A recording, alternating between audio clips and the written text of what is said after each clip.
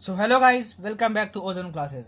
Last lecture में हमने modern physics का सेकंड पार्ट कर लिया था और फाइनली मॉडर्न फिजिक्स का हम लोग थर्ड पार्ट करेंगे और ये हमारा फाइनल पार्ट होगा। मतलब कि जो हमारा फर्स्ट पार्ट था ड्यूल में नेचर वाला वो कंप्लीट हो गया। सेकंड पार्ट भी मैंने कंप्लीट कर दिया मॉडर्न फिजिक्स का और ये हमारा लास्ट पार्ट है मॉडर्न फिजिक्स का। ठीक है, और ये हमारा जो लास्ट पार्ट है वो है न्यूक्लियर फिजिक्स। इस न्यूक्लियर फिजिक्स के अंडर में क्या आता है? रेडियो एक्टिविटी और जो तुम्हारा मास डिफेक्ट का कॉन्सेप्ट है। ठीक है, अब देखो न्यूक्लियर फिजिक्स से कम से कम कम से कम दो क्वेश्चन आपसे पूछा जाएगा न्यूक्लियर फिजिक्स से। ठीक है, और ये चैप्टर इतना ज़्यादा इजी है कि बस फॉर्मूला अप्लाई करोगे आपसे बन जाएगा। लेकिन फिर भी पता नहीं क्यों बच्चों को रेडियो एक्टिविटी और मास डिफेक्ट के न्यूमेरिकल में बहुत ही ज़्यादा दिक्कत होती है। ठीक है, तो रिवीजन के तौर पे मैं इस चैप्टर को इतने अच्छे तरीके से प्रेजेंट करूंगा कि एटलीस्ट जितने न्यूमेरिकल्स हैं जो न्यूक्लियर फिजिक्स से आते हैं, मतलब जो रेडियो एक्टिविटी और जो मास डिफेक्ट पे बेस्ड होते हैं, वो सारे आपसे बन जाए। मतलब न्यूमेरिकल्स आप सारे सॉल्व कर लोगे। ठीक है ना। अब क्योंकि देखो ये आपका रिवीजन कोर्स है, ठीक है, तो कुछ कुछ अगर थ्योरी छूट जाए ना तो प्लीज उस थ्योरी को आप रिवाइज कर लेना, क्योंकि इस रेडियो एक्टिविटी और atoms nuclear that is mass and defect में, ठीक है ना, ज़्यादा कुछ थ्योरी है नहीं, थोड़ा बहुत है न्यूक्लियर रिएक्टर के बारे में, तो उसको खुद से पढ़ लेना। हाँ, लेकिन जितने भी न्यूमेरिकल्स आते हैं रेडियो एक्टिविटी से, जैसे हाफ लाइफ हो गया, एवरेज लाइफ हो गया, ठीक है, क्या क्या हो तो पूछता है ना, नंबर ऑफ एटम्स अनडिकेड और मास डिफेक्ट कैलकुलेट करो, कितनी एनर्जी रिलीज होगी वो कैलकुलेट करो, तो वो सारी चीज़ें आपसे क्लियर हो जाएंगी। ठीक है, वो सारी चीज़ें क्लियर हो जाएंगी। तो बहुत अच्छे तरीके से मैं कवर करने वाला हूँ इस न्यूक्लियर फिजिक्स को, that is radio activity and mass defect. पता नहीं कोचिंग इंस्टीट्यूट्स के रिवीजन पैकेज में पता नहीं क्या क्या दिया जाता है कि ये पढ़ लो वो पढ़ लो, और बहुत सारे फॉर्मूले हो जाते हैं और finally radio activity and mass defect आप छोड़ के जाते हो एग्जाम में, और वो बहुत आसान टॉपिक होता है। ठीक है, तो हमने 3 पार्ट में मॉडर्न फिजिक्स को किया हुआ है। ठीक, और तीनों पार्ट अगर आप पढ़ लिए तो अगर मॉडर्न फिजिक्स से 5 क्वेश्चन आते हैं नेट में तो पांचों क्वेश्चन आपसे बन जाएंगे। पांचों क्वेश्चन आपसे बन जाएंगे।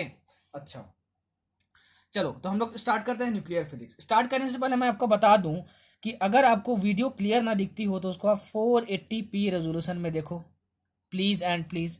एंड प्लीज, अगर आपको आवाज कम सुनाई देती हो तो ईयरफोन लगा के लेक्चर देखो। बहुत सारे बच्चे बोल रहे थे कि अगर बहुत लंबे समय तक ईयरफोन यूज करोगे सर तो दिक्कत हो सकती है हमें।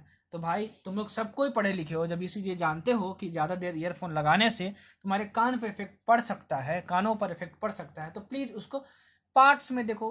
ठीक है, मतलब वीडियो को आधा घंटा आज देख लिया, आधा घंटा कल देख लो, जैसा आपको कंफर्टेबल लगे। ठीक है, जैसा आपको कंफर्टेबल लगे। लेकिन अगर वीडियो को हाई वॉल्यूम में भी करके देखो ना, जो आपके मोबाइल, आपके जो मोबाइल डिवाइस का जो हाईएस्ट वॉल्यूम है उसको करके देखोगे ना तो आपको आवाज़ आएगी। ठीक है ना, मतलब ये नहीं कि बिल्कुल आवाज़ गायब हो जाएगी। मतलब मैं सिर्फ लिखता नहीं हूँ, मुंह भी चलाता हूँ, तो कुछ ना कुछ आपको सुनाई देगा। ठीक है, ये एडवाइस था, बुरा मत मान जाना। ठीक है, तो अगर ईयरफोन लगा के देखते हो तो यार प्लीज़ उसको पार्ट्स में देखो वीडियो को। ईयरफोन लगा के नहीं देखते तो ऐसी भी आपको कम से कम आवाज़ आती है, वो आएगी भी। ठीक है, तो प्लीज़ वैसे देखो। ठीक है, आपको जैसा मतलब कंफर्टेबल फील हो। अरे सर क्या बकवास करो, पढ़ाने आए हो पढ़ाओ ना। ठीक है, बिल्कुल पढ़ाऊंगा। देखो, अभी तक मैं क्लास 11 का सब कुछ कवर कर चुका। ठीक है, और क्लास 12 का सब कुछ कवर कर चुका रिवीजन क्रैश कोर्स में हमारा। मतलब क्लास 11 का हर एक चैप्टर कंप्लीट हो चुका, क्लास 12 का हर एक चैप्टर कंप्लीट हो चुका। बस बचा क्या है, ये मॉडर्न फिजिक्स भी कंप्लीट हो गया। इसके बाद सिर्फ और सिर्फ बचा है हमारे पास ऑप्टिक्स। ठीक है, क्या बचा है? सिर्फ और सिर्फ ऑप्टिक्स बचा है। ठीक है, तो जो नए बच्चे आए हैं इस चैनल पर, मैं उनको बता दूं कि अगर आपको 11th का रिवीजन क्रैश कोर्स देखना है तो चैनल पे अलग से प्लेलिस्ट बना हुआ है, प्लीज़ आप जाके देखो। मैंने 11th का हर एक चैप्टर बहुत ही ब्यूटीफुल तरीके से रिवाइज करवाया। ठीक है, लाइन से देखते आओ सब कुछ, सीक्वेंस वाइज देखते आओ सब कुछ अच्छे से रिवाइज होगा। देन 12th पे आना, सीक्वेंस वाइज देखना, उसके बाद फिर धीरे धीरे सब कुछ रिवाइज कर लेना। बहुत अच्छा स्कोर करोगे नीट में, बहुत अच्छा स्कोर करोगे और फिजिक्स का डर खत्म हो जाएगा। और मैं फिर से बोल रहा हूँ यार, ये मत बोला करो कमेंट्स में कि सर आप डेरिवेशन नहीं करवाते हो, ये नहीं करवाते हो। अरे भाई, ये रिवीजन क्रैश कोर्स है यार, वन शॉट वीडियो है। मैं कितने बार आपको समझाऊं, मतलब डेरिवेशन भी करवाया जाएगा यहाँ पर। रिवीजन क्रैश कोर्स है तो आप खुद अक्ल लगाओ अपने। बहुत सारे बच्चे बोलते हैं सर डेरिवेशन नहीं करवाते हैं, सर इतना ज़्यादा और एक्सप्लेन करना चाहिए था। अरे भाई, यूट्यूब पे और वीडियो उठा कर देखो रिवीजन कैसे करवा जाता है। 20 फार्मूला लिख दिए बोर्ड पे पहले से लिखा है, उसी को एक्सप्लेन कर दिया, वो हो गया रिवीजन क्रैश कोर्स। बोलो मैं वैसे करवा दूँ तो वो तो आधे घंटे में हो जाएगा, हर वीडियो आधे घंटे में हो जाएगा, हर लेक्चर आधे घंटे में हो जाएगा। देखो, रोटेशन मैकेनिक्स 3 घंटे की वीडियो है, सेमी कंडक्टर मैंने 5 घंटे में करवाया है, इलेक्ट्रोस्टैटिक मैंने 4 घंटे में करवाया है। क्यों करवाया है भाई? जितना इनफ एक्सप्लेनेशन की जरूरत होती है मैं उतना एक्सप्लेन कर देता हूँ। ठीक है, अब ये पॉसिबल नहीं है कि रिवीजन क्रैश कोर्स में मतलब हर चीज़ का एकदम बहुत अच्छे से एक्सप्लेनेशन भी दे दूँ और डेरिवेशन भी करवा दूँ ना। लेकिन हाँ, जितना भी इंपॉर्टेंट है नीट पॉइंट ऑफ व्यू से सब कुछ मैं कवर करूंगा, सब कुछ कवर करूंगा, कुछ भी छोड़ूंगा नहीं, ठीक है। तो इतना भरोसा रखो अपने टीचर पे और अपने पोटेंशियल पे। चलो, जितना जरूरत है उतना हम लोग पढ़ेंगे, फालतू में कुछ नहीं पढ़ेंगे। चलो, तो न्यूक्लियर फिजिक्स में सबसे पहले हम लोग जानते हैं थोड़ा बहुत न्यूक्लियस के बारे में, थोड़ा बहुत न्यूक्लियस के बारे में, ठीक। अच्छा, किसी भी न्यूक्लियस को, ठीक है, एक्स ए जेड से हम लोग डिनोट करते हैं। क्या डिनोट करते हैं? एक्स ए जेड से डिनोट करते हैं। और यहाँ पे जो जेड होता है, ये यहाँ पे जो जेड होता है वो होता है number of protons, that is atomic number, ठीक है। अच्छा, और यहां पे जो ए होता है वो होता है तुम्हारा मास नंबर। क्या होता है? Mass number.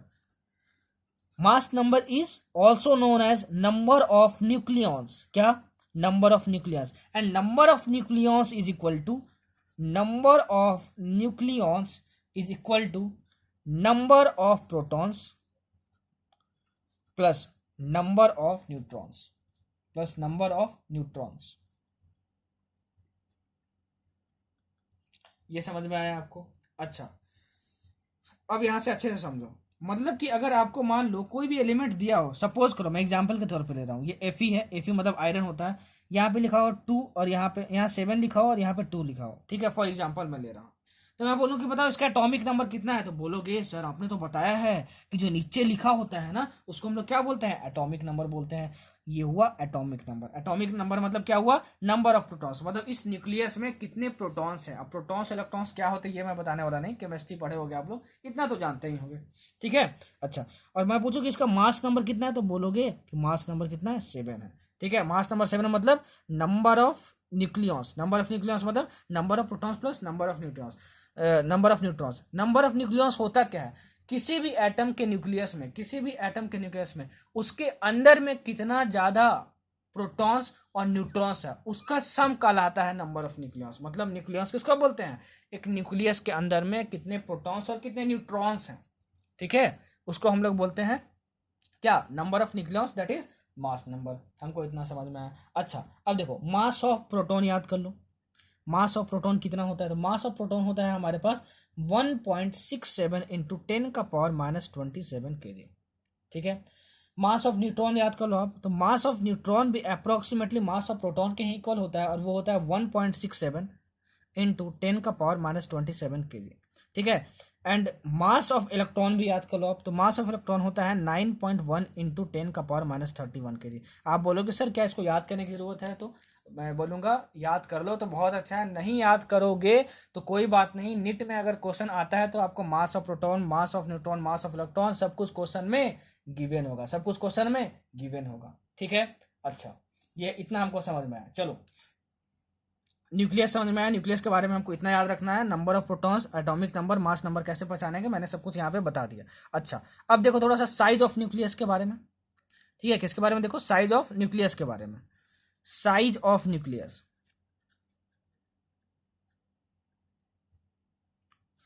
अगर हम लोग न्यूमेरिकल पर्पस की बात करें तो इस न्यूक्लियस को हम लोग स्फीयर एज्यूम करते हैं। क्या करते हैं? स्फीयर एज्यूम करते हैं। मतलब मानते हैं कि न्यूक्लियस कुछ ऐसा होगा, ठीक है, न्यूक्लियस कुछ ऐसा होगा यहाँ पे, ठीक है। और ये है आपके पास सेंटर पे प्रोटॉन्स होगा यहाँ पे और इलेक्ट्रॉन्स इसमें घूम रहे हैं, इसके अंदर न्यूट्रॉन्स भी हैं, मैंने ये मान लिया, ठीक है।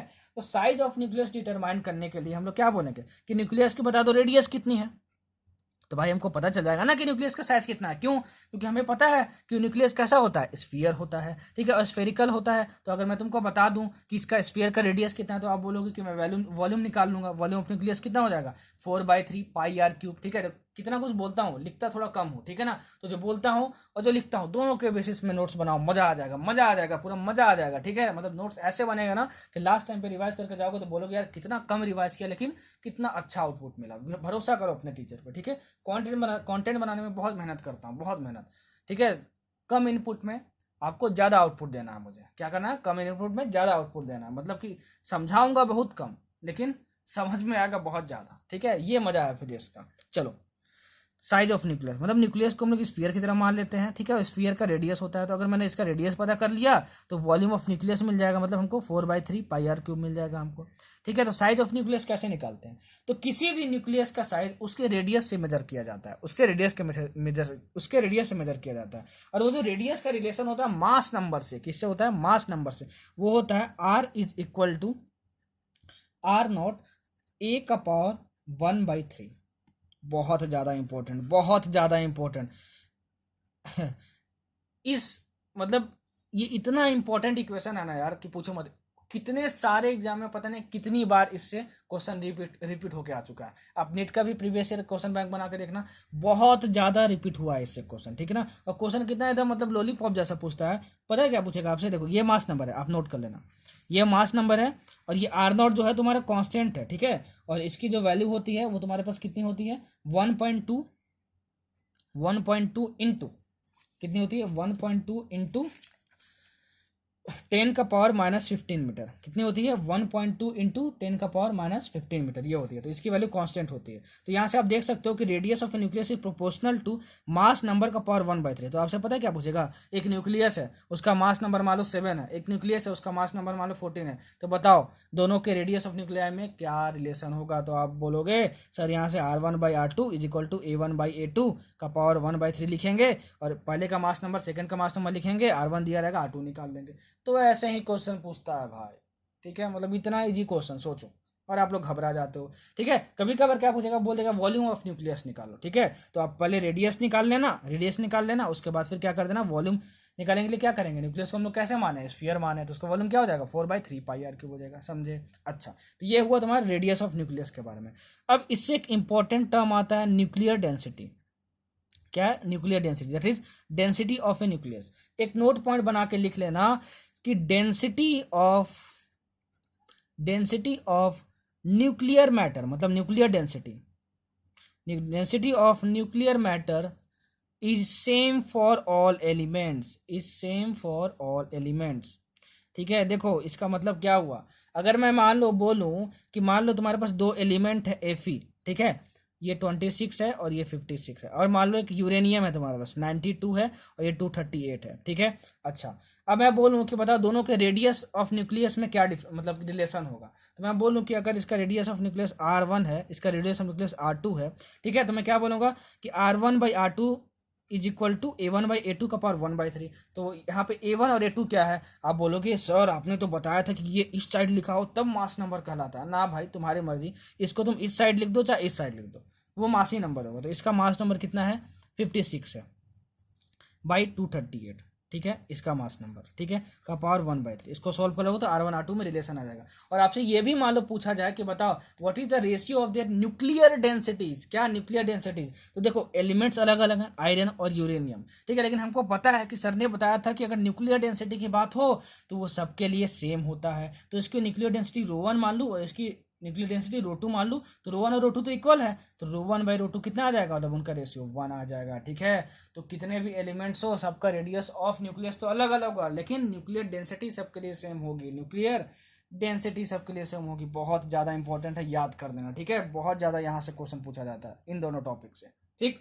प्रीवियस ईयर क्वेश्चन बैंक बनाना, ठीक है, आपसे क्वेश्चन बन जाएगा, आप देख लेना क्वेश्चन कैसे अप्रोच करते हैं। मैं पूरा क्लास 11 सिखाया आपको रिवीजन लेक्चर होते हुए, ठीक है, और क्लास 12th में भी लगभग 70% लेक्चर में सिखाया। अब आपका काम है कि आप दिखाओ कि हाँ सर मैंने आपसे सीखा है और अब मैं क्वेश्चन अप्रोच करना जानता हूँ या फिर जानती हूँ, ठीक है, और मैं क्वेश्चन सॉल्व कर लूँगी, ठीक। हाँ सर आप कॉन्सेप्ट दे दो मेरे को, ठीक है, वो बहुत अच्छी बात होगी सर, तो मैं तो कंटेंट दूंगा, बहुत भयंकर कंटेंट दूंगा, मतलब रिवीजन लेक्चर है तभी देखो मजा आएगा यार, क्या बोलूँ, मतलब बहुत मजा आएगा आपको। फिजिक्स बहुत इंटरेस्टिंग है, बहुत ईजी है, टीचर्स ने इसको टफ बना दिया है, सिर्फ टीचर्स ने, ठीक है। चलो अब बढ़ते हैं आगे।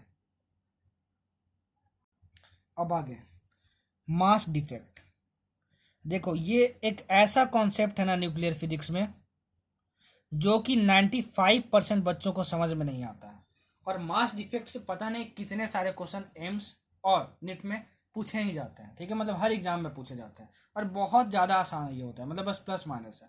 तो मैं जितना याद रखना है आपको सिर्फ उतना बता रहा हूँ, और बहुत आसान तरीके से बता रहा हूँ, ठीक है, तो समझ जाओ। देखना मास डिफेक्ट क्या होता है, मैं आपको बताता हूँ, सुनो।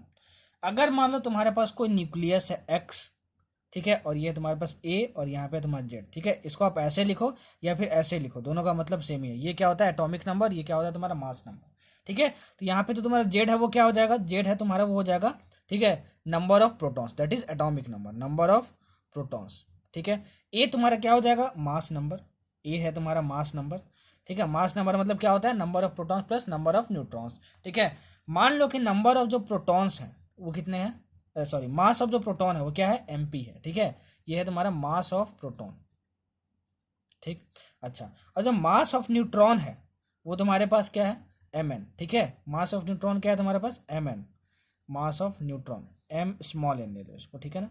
अच्छा, और जो मास ऑफ न्यूक्लियस है, मतलब ये जो तुम्हारा जो न्यूक्लियस है, ठीक है, उसका मास कितना है, तो उसका मास मान लो तुम्हारे पास एम है, क्या है, कैपिटल एम। ये क्या है तुम्हारे पास, mass of nucleus, mass of nucleus.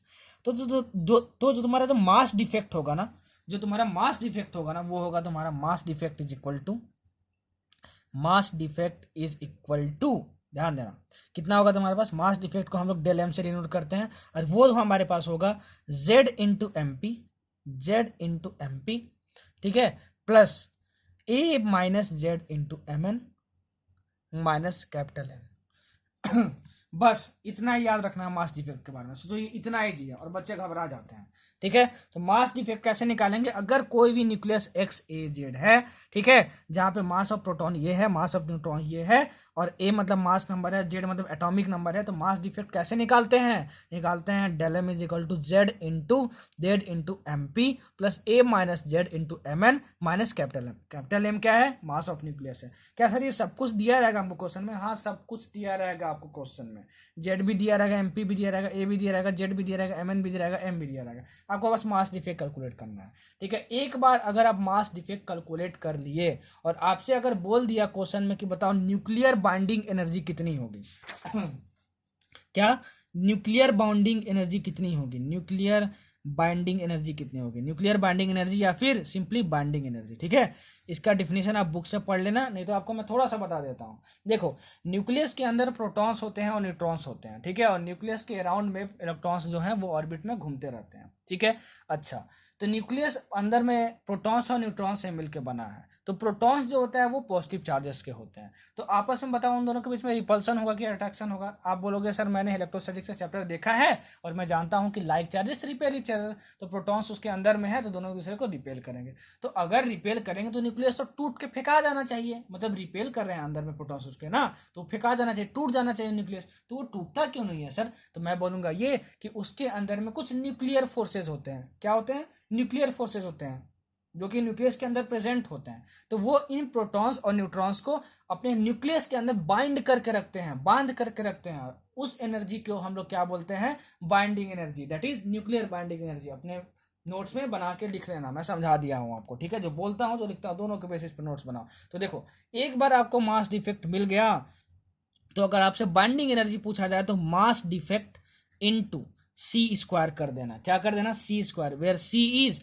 Binding energy को मैं बी ई से डिनोट करूं तो, ठीक है, सी इज क्या 3 इंटू 10⁸ मीटर पर सेकेंड, सी की वैल्यू है ये, ठीक है ना। तो सी स्क्वायर कितना हो जाएगा, 3 इंटू 10⁸ का होल स्क्वायर, ये हो जाएगा तुम्हारे पास, ठीक है। अगर मान लो जो डेल एम है, मतलब जो मास डिफेक्ट है, ठीक है, वो तुम्हारा ए एम यू में आया, किस में आया, ए एम यू में आया, या सिंपली मैं बोलूं कि यू में आया, ठीक है, यू यूनिट है उसका, ठीक है। तो अगर आपको बाइंडिंग एनर्जी जो है वो मेगा इलेक्ट्रॉन वोल्ट में निकालनी हो, ठीक है, जो कि ज्यादातर क्वेश्चन में पूछेगा, तो आपको सी स्क्वायर से मल्टीप्लाई करने की जरूरत नहीं है। आपको क्या करना है कि बाइंडिंग एनर्जी को क्या करेंगे निकालने के लिए, डेल एम अगर मास डिफेक्ट ये ए एम यू में होना चाहिए, इसको हम लोग सिंपली 931 मेगा इलेक्ट्रॉन वोल्ट से मल्टीप्लाई कर देंगे, तो हमको बाइंडिंग एनर्जी का जो यूनिट है वो मेगा इलेक्ट्रॉन वोल्ट मिल जाएगा। याद रखना, बहुत इंपॉर्टेंट और बहुत अच्छा शॉर्टकट आपको बता रहा हूं। कभी भी न्यूक्लियर बाइंडिंग एनर्जी निकालना हो तो सबसे पहले मास डिफेक्ट निकालेंगे, मास डिफेक्ट निकाल लेंगे। अगर मास डिफेक्ट हमको ए एम यू में मिला, ठीक है, ए एम यू में मिला, ठीक है, तो अगर ए एम यू में मिला हमको मास डिफेक्ट, तो अगर हमको binding energy mega electron volt में निकालनी होगी तो हम लोग सिंपली 931 से मल्टीप्लाई कर देंगे, तो हमको मेगा इलेक्ट्रॉन वोल्ट में मिल जाएगा, ठीक है। कभी कभार हमसे बाइंडिंग एनर्जी पर न्यूक्लियॉन भी पूछता है। क्या बोलता है, पर न्यूक्लियन भी पूछता है। तो बाइंडिंग एनर्जी पर न्यूक्लियन क्या होगा तुम्हारा, ठीक है। अगर बाइंडिंग एनर्जी पर न्यूक्लियन निकालना हो तो ये जो तुम्हारी बाइंडिंग एनर्जी आएगी, ठीक है, वो टोटल बाइंडिंग एनर्जी आती है।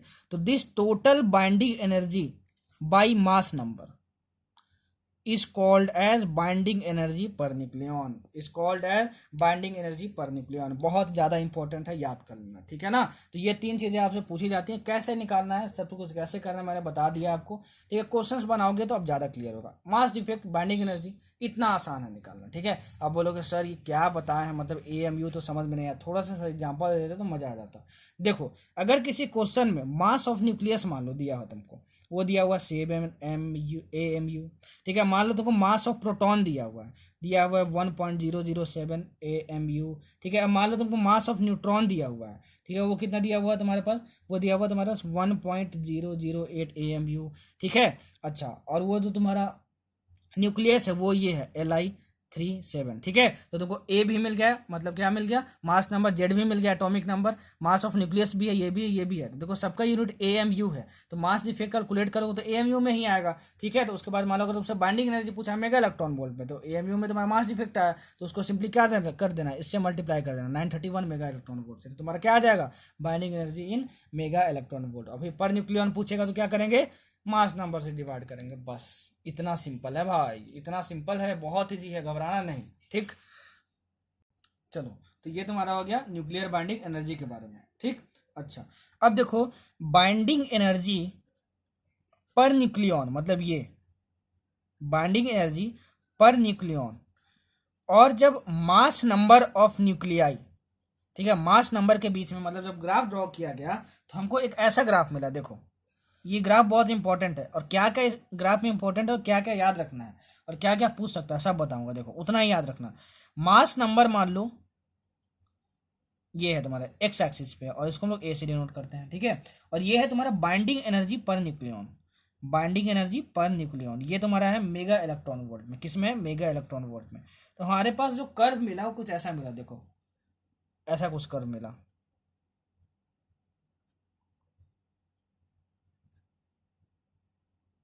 ये ऐसे, फिर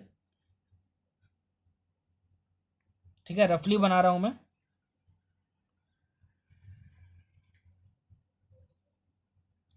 और ये ऐसे, ठीक है।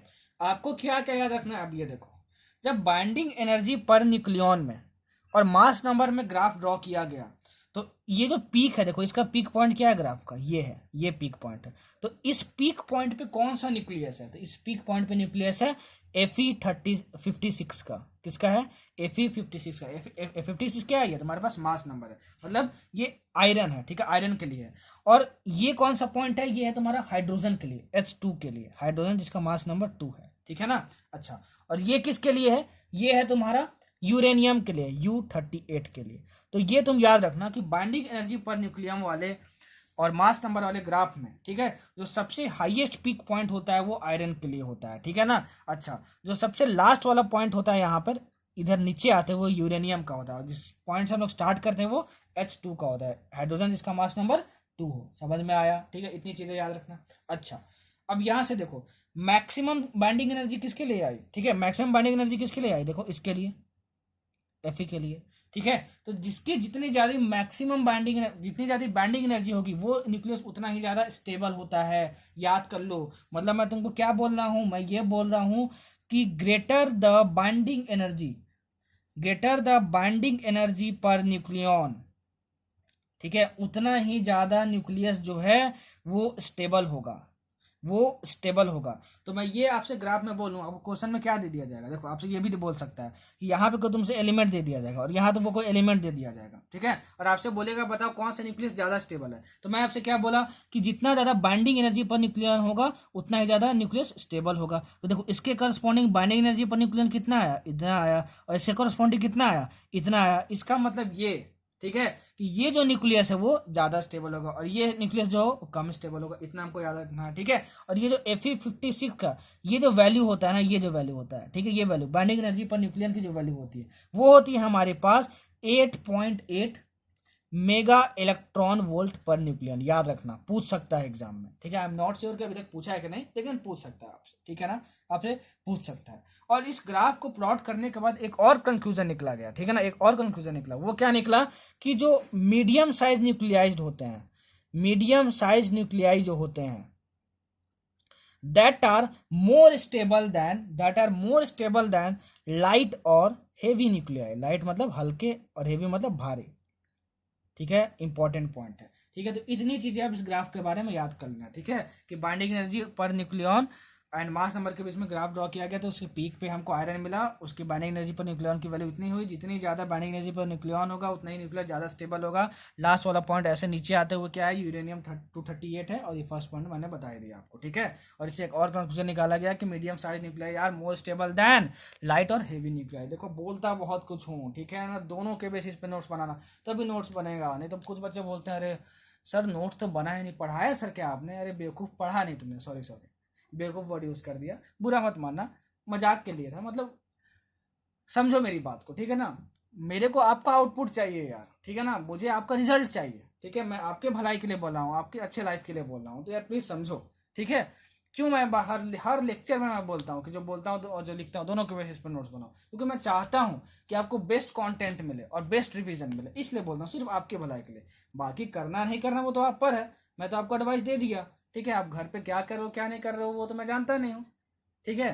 तो फाइनली इट्स योर कॉल, ठीक है, आपको क्या करना है, लेकिन एडवाइस तो मेरा देना काम है यार, ठीक है। मैं टीचर हूँ और मैं सबका भला चाहता हूँ, ये नहीं कि भाई 2-3 स्टूडेंट, जैसे एक बहुत अच्छा स्टूडेंट है यार ओजन क्लासेस का, रूसफ शाह हो गया, ठीक है ना, साक्षी रनावत हो गई, ठीक है, अंजलि हो गई, एंड देन और भी बहुत लोग हैं, मतलब अभी मुंह पे तो बहुत सारे लोगों के नंबर मुझे नाम भी नहीं आ रहा है, मतलब बहुत एक्टिव स्टूडेंट। हाँ, एक सरकारी इंडियन, वो तो भाई मतलब एकदम मजा ही दिला देता है यार, बहुत मतलब बहुत मस्त बंदा है वो सरकारी इंडियन, ठीक है। तो ऐसे बहुत सारे स्टूडेंट्स हैं यार, मैं इन 4-5 लोग का नाम ले लिया, तो यार कुछ लोग मतलब ये मत सोचना कि सर मेरा नाम नहीं लिए, ऐसा मत सोचा करो यार कि मतलब मैं कुछ कमेंट्स नहीं पढ़ता हूँ, मैं सबके कमेंट्स पढ़ता हूँ, ठीक है। और मुझे अभी तक अभी मैं नाम याद करने लगूँ ना यार, तो मुझे 60 से 70 नाम तो मुझे ऐसे ही याद हो गए हैं, ठीक है। मैं कमेंट्स बस देखता हूँ कि अरे वाह, ठीक है, इस बंदे का क्या, जैसे कोई प्रियम दुबे करके ऐसा बंदा, वो भी मस्त बंदा है यार, मतलब ठीक है, ऐसे बहुत लोग हैं यार, मतलब मैं अभी याद करने लगा तो 60-70 लोग के मतलब एज अ क्या बोलूँ, एज अ फैमिली मेम्बर मुझे नाम याद आ गया है, नाम याद हो गया है मुझे,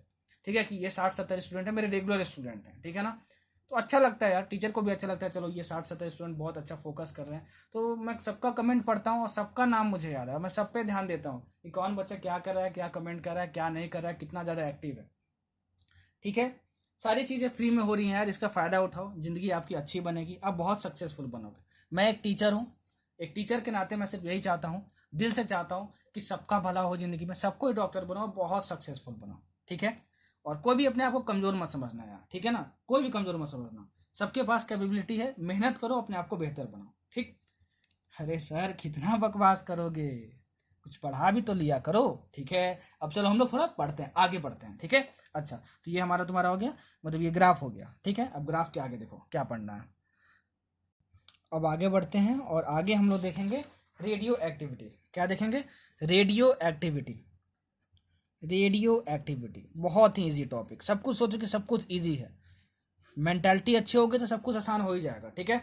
देखो एक्चुअली जो अनस्टेबल न्यूक्लियस होते हैं ना, अभी मैंने बताया था ना कि मीडियम न्यूक्लियस सबसे ज़्यादा स्टेबल होते हैं, ठीक है। तो जो अनस्टेबल न्यूक्लियस होते हैं मोस्टली जो हैं, वो जो बहुत भारी न्यूक्लियस होते हैं वेट में, ठीक है, वही ज़्यादा अनस्टेबल होते हैं, ठीक है ना। तो इनकी अनस्टेबिलिटी के वजह से होता क्या है कि इन न्यूक्लियस में से रेडिएशंस निकलती हैं। क्या निकलती हैं? रेडिएशंस निकलती हैं। इस फेनामेनन को हम लोग रेडियो एक्टिविटी बोलते हैं, that is the spontaneous emission of radiance from an unstable nuclei is called radioactivity. क्या रेडियो एक्टिविटी? और रेडियो एक्टिविटी को डिस्कवर किया था एक साइंटिस्ट ने जिसका नाम था बैक्वेरेल। क्या नाम था? Becquerel. It was discovered by a scientist whose name was Becquerel. देखो स्पेलिंग होगा तो या तो सुधार लेना, साइंटिस्ट का नाम ये था, ठीक है ना। अच्छा, अब जो रेडियो एक्टिव एलिमेंट्स होते हैं, मतलब जो रेडियो एक्टिव न्यूक्लियस होता है, वो रेडिएशन इमिट करते हैं। अब रेडिएशन ये बेसिकली 3 टाइप्स के हो सकते हैं। क्या हो सकते हैं? 3 टाइप के हो सकते हैं। अल्फा रेडिएशन होते हैं, that is alpha rays, beta rays and gamma rays. मतलब ये जो रेडिएशन इमिट करते हैं वो बेसिकली 3 टाइप से करता है, alpha rays, beta rays and gamma rays, ठीक है ना। अच्छा, अगर मैं यहाँ पे एक प्लेट लगा दूं, देखो और यहाँ पे माइनस 2 प्लेट लगा दूं, यहाँ माइनस चार्ज रख दूं, ठीक है, और यहाँ पे प्लस चार्ज कर दूं इस प्लेट पे, ठीक है। तो होगा क्या कि मैं यहाँ पे मान लो एक बॉक्स है मेरे पास, इसमें मैं एक रेडियो एक्टिव न्यूक्लियस रख दूं। तो रेडियो एक्टिव न्यूक्लियस रखूंगा तो ये रेडिएशन से इमिट करेगा। रेडिएशन से कितने टाइप के इमिट कर सकता है? 3 टाइप के, अल्फा, बीटा और गामा, ठीक है। तो इसमें से मान लो ये रेज निकल रही हैं, ठीक है। तो देखा गया कि कुछ रेज डायरेक्ट सीधा चली गई, ठीक है, कुछ रेज इस तरीके से डिफ्लेक्ट हो गई और कुछ रेज इस तरीके से डिफ्लेक्ट हो गई, ठीक है ना, और कुछ सीधा चली गई, ठीक है। तो ये जो रेज जो पॉजिटिव प्लेट की तरफ डिफ्लेक्ट हुए वो है बीटा रेज। क्या है? बीटा रेज, ठीक है ना। जो अनडिफ्लेक्टेड गई वो क्या है? गामा रेज, ठीक है। और जो निगेटिव प्लेट की तरफ गई वो क्या है? Alpha rays. क्या है? Alpha rays. बहुत इंपॉर्टेंट है, क्वेश्चन पूछ सकता है। आपको पता है प्लेट बना देगा और ये 3 ऐसे दे देगा, ठीक है ना, लाइन बोलेगा बताओ ये कौन सा रे है, तो आप बोलोगे गामा रेज। ये कौन सा रे है? ये अल्फा रेज। और ये कौन सा रे है? ये बीटा रेज है। अब देखो ये कंफर्म है, ये कंफर्म है कि अगर ये वाला रे निगेटिव चार्ज की तरफ गया, मतलब निगेटिव चार्ज इसको अट्रैक्ट किया होगा, ठीक है। तो अगर ये इसको अट्रैक्ट करना है और ये निगेटिव प्लेट है तो जाहिर सी बात है जो अल्फा रेज हैं वो कैसे होने चाहिए? पॉजिटिव होने चाहिए। कैसे होने चाहिए? पॉजिटिव। तभी तो पॉजिटिव चार्ज को निगेटिव चार्ज रिपेल कर अट्रैक्ट करेगा। अच्छा, अब ये पॉजिटिव प्लेट है वो बीटा रेस को क्या कर रहा है? बीटा रेस को क्या कर रहा है? अट्रैक्ट कर रहा है, ठीक है। मतलब कि इसको अट्रैक्ट करने के लिए ये पॉजिटिव तो ये निगेटिव होना चाहिए। मतलब बीटा रेस क्या होते हैं? निगेटिव होते हैं, निगेटिव चार्ज होते हैं। और ये अनडिफ्लेक्टेड गया, अनडिफ्लेक्टेड गया मतलब कि इलेक्ट्रोस्टैटिक फोर्स तो काम ही नहीं किया इस पर। मतलब ये कंफर्म है कि गामा रेस के पास कोई भी चार्ज नहीं होगा, मतलब कि कोई भी चार्ज मतलब पॉजिटिव और नेगेटिव चार्ज नहीं होगा, ठीक है। अच्छा, अब इसके कुछ प्रॉपर्टीज हैं। क्या है? प्रॉपर्टीज हैं, आपको याद करना है, ठीक है ना। जो जो प्रॉपर्टीज लिख रहा हूं उतना प्रॉपर्टी याद कर लेना, मोर देन इनफ है, ठीक है। कॉलम बना लो आप, alpha rays, beta rays and gamma rays के बीच में, ठीक है। सबसे पहले तो हम लोग चार्ज की बात करेंगे, ठीक है। तो चार्ज की बात हम लोग करेंगे तो इसका चार्ज कितना होता है? +2e अल्फा रेस का, ठीक है। तो देखो अल्फा रेस में बताया हूँ पॉजिटिव होता है। इसका कितना होता है? -e। ई क्या होता है यहाँ पे? याद रखना, ई है तुम्हारा 1.6 इंटू 10⁻⁻19 कूलम, ठीक है। ये है तुम्हारे पास magnitude of charge on an electron, ठीक है। गामा रेस के पास कितना चार्ज होगा? यहाँ क्या बताया? No charge. मतलब क्या? ये न्यूट्रल होता है। ये चार्ज के बारे में हुआ, ठीक है। सब कुछ बोल रहा हूँ, ठीक। अच्छा, ये हमको समझ में आया। अगर आपको क्वेश्चन में ये गिवन हो कि कोई भी डबली आयोनाइज्ड हीलियम आयन की हम बात कर रहे हैं, हीलियम आयन की हम बात कर रहे हैं, तो समझ जाना कि वो क्या है? अल्फा पार्टिकल है। क्या है? अल्फा पार्टिकल है। क्या है? अल्फा पार्टिकल है। अगर मान लो तुम्हारे पास क्वेश्चन में ये दिया हो कि फास्ट मूविंग इलेक्ट्रॉन्स है, क्या है? फास्ट मूविंग इलेक्ट्रॉन्स है, तो समझ जाना किसकी बात हो रही है? समझ जाना कि बीटा पार्टिकल्स की बात हो रही है, मतलब बीटा रेस की बात हो रही है। अगर मान लो आपको क्वेश्चन में दिया हो कि फोटॉन्स है, ठीक है, फोटॉन्स और ईएम वेव्स, तो समझ जाना किसकी बात हो रही है? गामा रेस की बात हो रही है, मतलब गामा रेडिएशंस की बात हो रही है, ठीक है। तो ये आइडेंटिफिकेशन हो गया। तो ये बहुत इंपॉर्टेंट है, इसमें +2 ही चार्ज होता है, इसमें -ही, और ये न्यूट्रल होता है। तुम्हारा समझ में आया? ठीक है, इतना आप याद कर लेना। अच्छा, अब मास की बात करते हैं थोड़ा सा। देखो थोड़ा सा मास की बात कर लेते हैं, ठीक है। देखो इसका जो मास होता है ना अल्फा रेस का, वो होता है तुम्हारे पास 4 इंटू मास ऑफ प्रोटॉन, ठीक है। और इसका जो तुम्हारे पास होता है ना, ठीक है ना, बीटा का, इसका जो होता है तुम्हारे पास मास ऑफ इलेक्ट्रॉन के बराबर। किसके? मास ऑफ इलेक्ट्रॉन के बराबर होता है तुम्हारे पास, ठीक है। मतलब rest mass of beta rays, rest mass of क्या होता है? ऐसा मास जिसको हम लोग फिक्स फ्रेम ऑफ रेफरेंस से नापते हैं, ठीक है, उसको रेस्ट मास बोलते हैं। अरे सर क्या बता दिए रेस्ट मास? देखो रेस्ट मास कुछ नहीं होता है, मत समझो उतना, ठीक है। इतना समझ लो कि जो बीटा रेस होता है उसका जो मास होता है वो मास ऑफ इलेक्ट्रॉन के बराबर होता है, ठीक है। और इसका जो मास होता है वो कितना होता है? 0 होता है। गामा रेस कितना होता है? मास 0 होता है। तो ये आप याद रखना, ये वाला चीज बहुत यूज होगा। ये कभी भी अल्फा रेज होंगे या फिर अल्फा पार्टिकल्स की बात होंगे तो उसका अगर हमको निकालना हो तो ये क्या बोलेंगे? 4 times of mass of proton. तो वो क्या मिल जाएगा? डबली आयनाइज्ड हीलियम आयन, और अल्फा रेस का हमको मास मिल जाएगा, ठीक है। तो ये आपको बहुत यूज आने वाला है, ये आपको बहुत यूज आने वाला है, ठीक है ना। अच्छा, एक और चीज, ये डिफ्लेक्ट हुआ, ये डिफ्लेक्ट हुआ, ये डिफ्लेक्ट नहीं हुआ, मतलब कि मैं ये बोल सकता हूं कि इसमें नो डिफ्लेक्शन हुआ गामा रेस के केस में, ठीक है ना। ठीक है, अब दोनों में डिफ्लेक्शन हुआ। देखो अल्फा रेस भी डिफ्लेक्ट किया और ये भी डिफ्लेक्ट किया, बीटा रेस भी, तो डिफ्लेक्शन इसमें भी हुआ और डिफ्लेक्शन इसमें भी हुआ, ठीक है। क्वेश्चन में आपसे ये पूछ सकता था, बताओ गामा रेस ज्यादा रिफ्लेक्ट करते हैं कि बीटा रेस रिफ्लेक्ट करते हैं, ठीक है। तो मैं बोलूंगा कि बीटा रेस ज्यादा रिफ्लेक्ट करते हैं। मतलब इसमें जो डिफ्लेक्शन होता है बीटा रेस में वो मोर देन अल्फा रेस होता है, मोर देन अल्फा रेस होता है। ये सारे points alpha rays, beta rays और गामा रेस के बीच में आप याद रखना। ये आपका फर्स्ट पॉइंट हो गया, ये आपका सेकंड पॉइंट हो गया और ये आपका थर्ड पॉइंट हो गया, ठीक है ना। बहुत इंपॉर्टेंट है ये तीनों प्रॉपर्टी जो मैं आपको बताया हूँ, अच्छे से याद रखना, ठीक है। अगर आपसे बोला जाए are the beta rays are fast moving electrons, you will say yes it is a fast moving electron, ठीक है। तो गामा रेस, बीटा रेस और sorry alpha rays, beta rays और गामा रेस के बीच में इतना चीज याद करना, ठीक है। एकदम मतलब प्यूरिफाई करके आपको सब कुछ बता रहा हूँ, घबराना नहीं, बिल्कुल मत घबराना, ठीक है। अच्छा, अब देखो डीके कितने टाइप्स के होते हैं, टाइप्स ऑफ डीके, घबराना मत, ठीक है ना, जितना बोला उतना याद रखना। सबसे पहला होता है अल्फा डीके, ठीक है। आपको क्वेश्चन में गिवन होगा कि किस टाइप का डीके है, ठीक है ना। तो क्वेश्चन में अगर जैसे ही आपको दिख जाए अल्फा डीके, तो आपको क्या करना है, सुनो। आपको कोई न्यूक्लियस दिया रहेगा, मान लो ये एक्स है, ये ए है और ये जेड है, ठीक है ना। इसको हम लोग बोलते हैं पेरेंट न्यूक्लियस, क्या बोलते हैं, पेरेंट न्यूक्लियस। और कुछ रिएक्शन हुआ और ये चेंज हो गया किस में, देखो वाई में चेंज हो गया, ठीक है। प्लस एक अल्फा पार्टिकल ये इमिट करता है, अल्फा पार्टिकल इमिट करता है। और अल्फा पार्टिकल को हम लोग He24 से भी डिनोट करते हैं। देखो बेसिकली अल्फा पार्टिकल है, याद कर लेना, देखो वहां पे नहीं बताया था आपको, ठीक है ना। तो याद कर लेना कि अल्फा पार्टिकल का नोटेशन क्या होता है, He24 होता है तुम्हारे पास, ठीक है ना। ये समझ में आया, अच्छा ये हमको समझ में आया। तो ये याद अब याद रखना कि अल्फा डीके में हमेशा एक अल्फा पार्टिकल इमिट होगा, अल्फा पार्टिकल इमिट होगा, ये समझ में आया तुमको। अच्छा, अब ये जो वाई निकलेगा, ठीक है, वाई निकलेगा, ठीक है, उसका जो मास नंबर होता है वो होता है A-4, ठीक है। और जो तुम्हारा एटॉमिक नंबर होता है वो होता है तुम्हारा Z-2। कितना होता है, ये A-4 होता है और ये तुम्हारे पास Z-2 होता है। तो आपको अल्फा डीके में याद क्या रखना है, अल्फा डीके में आपको याद रखना है, अल्फा डीके में याद रखना है कि जो पेरेंट न्यूक्लियस है, ठीक है, पेरेंट न्यूक्लियस है, उसका जो मास नंबर है वो 4 से डिक्रीज हो रहा है, देखो A-4 हो जा रहा है, 4 कम हो जा रहा है। और जो एटॉमिक नंबर है वो 2 से कम हो जा रहा है। और क्या इमिट होता है, अल्फा पार्टिकल इमिट होता है। क्या इमिट होता है, अल्फा पार्टिकल इमिट होता है।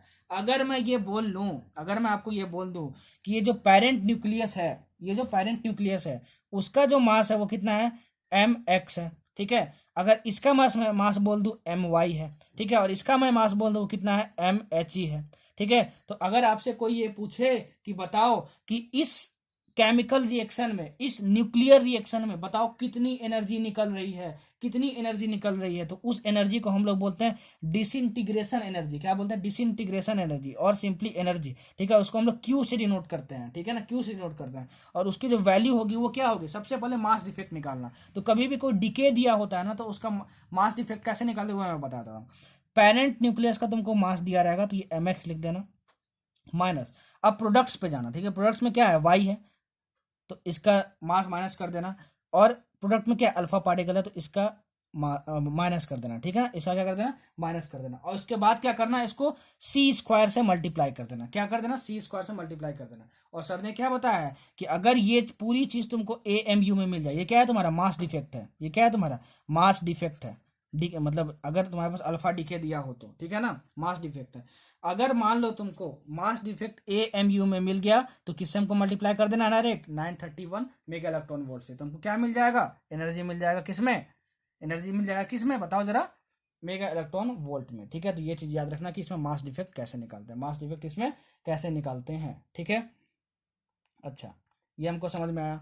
अब अल्फा डी के बारे में इतना याद रखना, यहाँ से क्वेश्चन बहुत पूछता है। देखो आपको ये दिया रहेगा 42, ये दिया रहेगा मान लो 54 ये दिया है, मान लो ये 42 दिया है। एग्जाम्पल केस में बता रहा हूँ, आपसे बोला जाएगा बताओ ये तुम्हारे पास जो निकल रहा है इसको हम लोग डॉटर न्यूक्लियाई बोलते हैं, क्या बोलते हैं, डॉटर न्यूक्लियाई बोलते हैं, ठीक है। तो आपसे बोल देगा कौन सा डीके है, अल्फा डीके, तो बताओ इसका मास नंबर कितना होगा, तो आप क्या बोलोगे, 4 से माइनस कर देंगे तो इसका मास नंबर मिल जाएगा। और एटॉमिक नंबर निकालना होगा इसका, तो इसमें से 2 घटा देंगे, ठीक है। और क्या निकलता है, अल्फा पार्टिकल निकलता है। इतना अल्फा डीके के बारे में आप याद रखना। अच्छा, अब देखो बीटा डीके, बीटा डीके जो होता है ना वो 2 टाइप का होता है।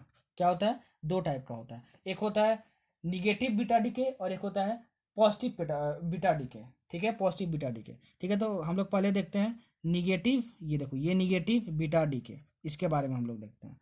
तो इसका रिएक्शन कैसे होता है सर, जरा बताना तो आप, ठीक है। देखो इसका रिएक्शन क्या होता है, आपके पास ये क्या होता है, यहाँ पे एक न्यूट्रॉन होता है, ये क्या होता है, न्यूट्रॉन होता है। बेसिकली इस न्यूट्रॉन को हम लोग बीटा डीके में क्या करते हैं, एक प्रोटॉन में चेंज करते हैं, ठीक है। तो ये प्रोटॉन में चेंज हो जाता है, प्रोटॉन में चेंज हो जाता है, प्लस इलेक्ट्रॉन, ठीक है, यहाँ से एक इलेक्ट्रॉन निकल रहा है, प्लस एक एंटी न्यूट्रॉन निकलता है। इसको हम लोग क्या बोलते हैं, एंटी न्यूट्रिनो, इसके पास कोई चार्ज नहीं होता है। क्या होता है? इसके पास कोई भी चार्ज नहीं होता है।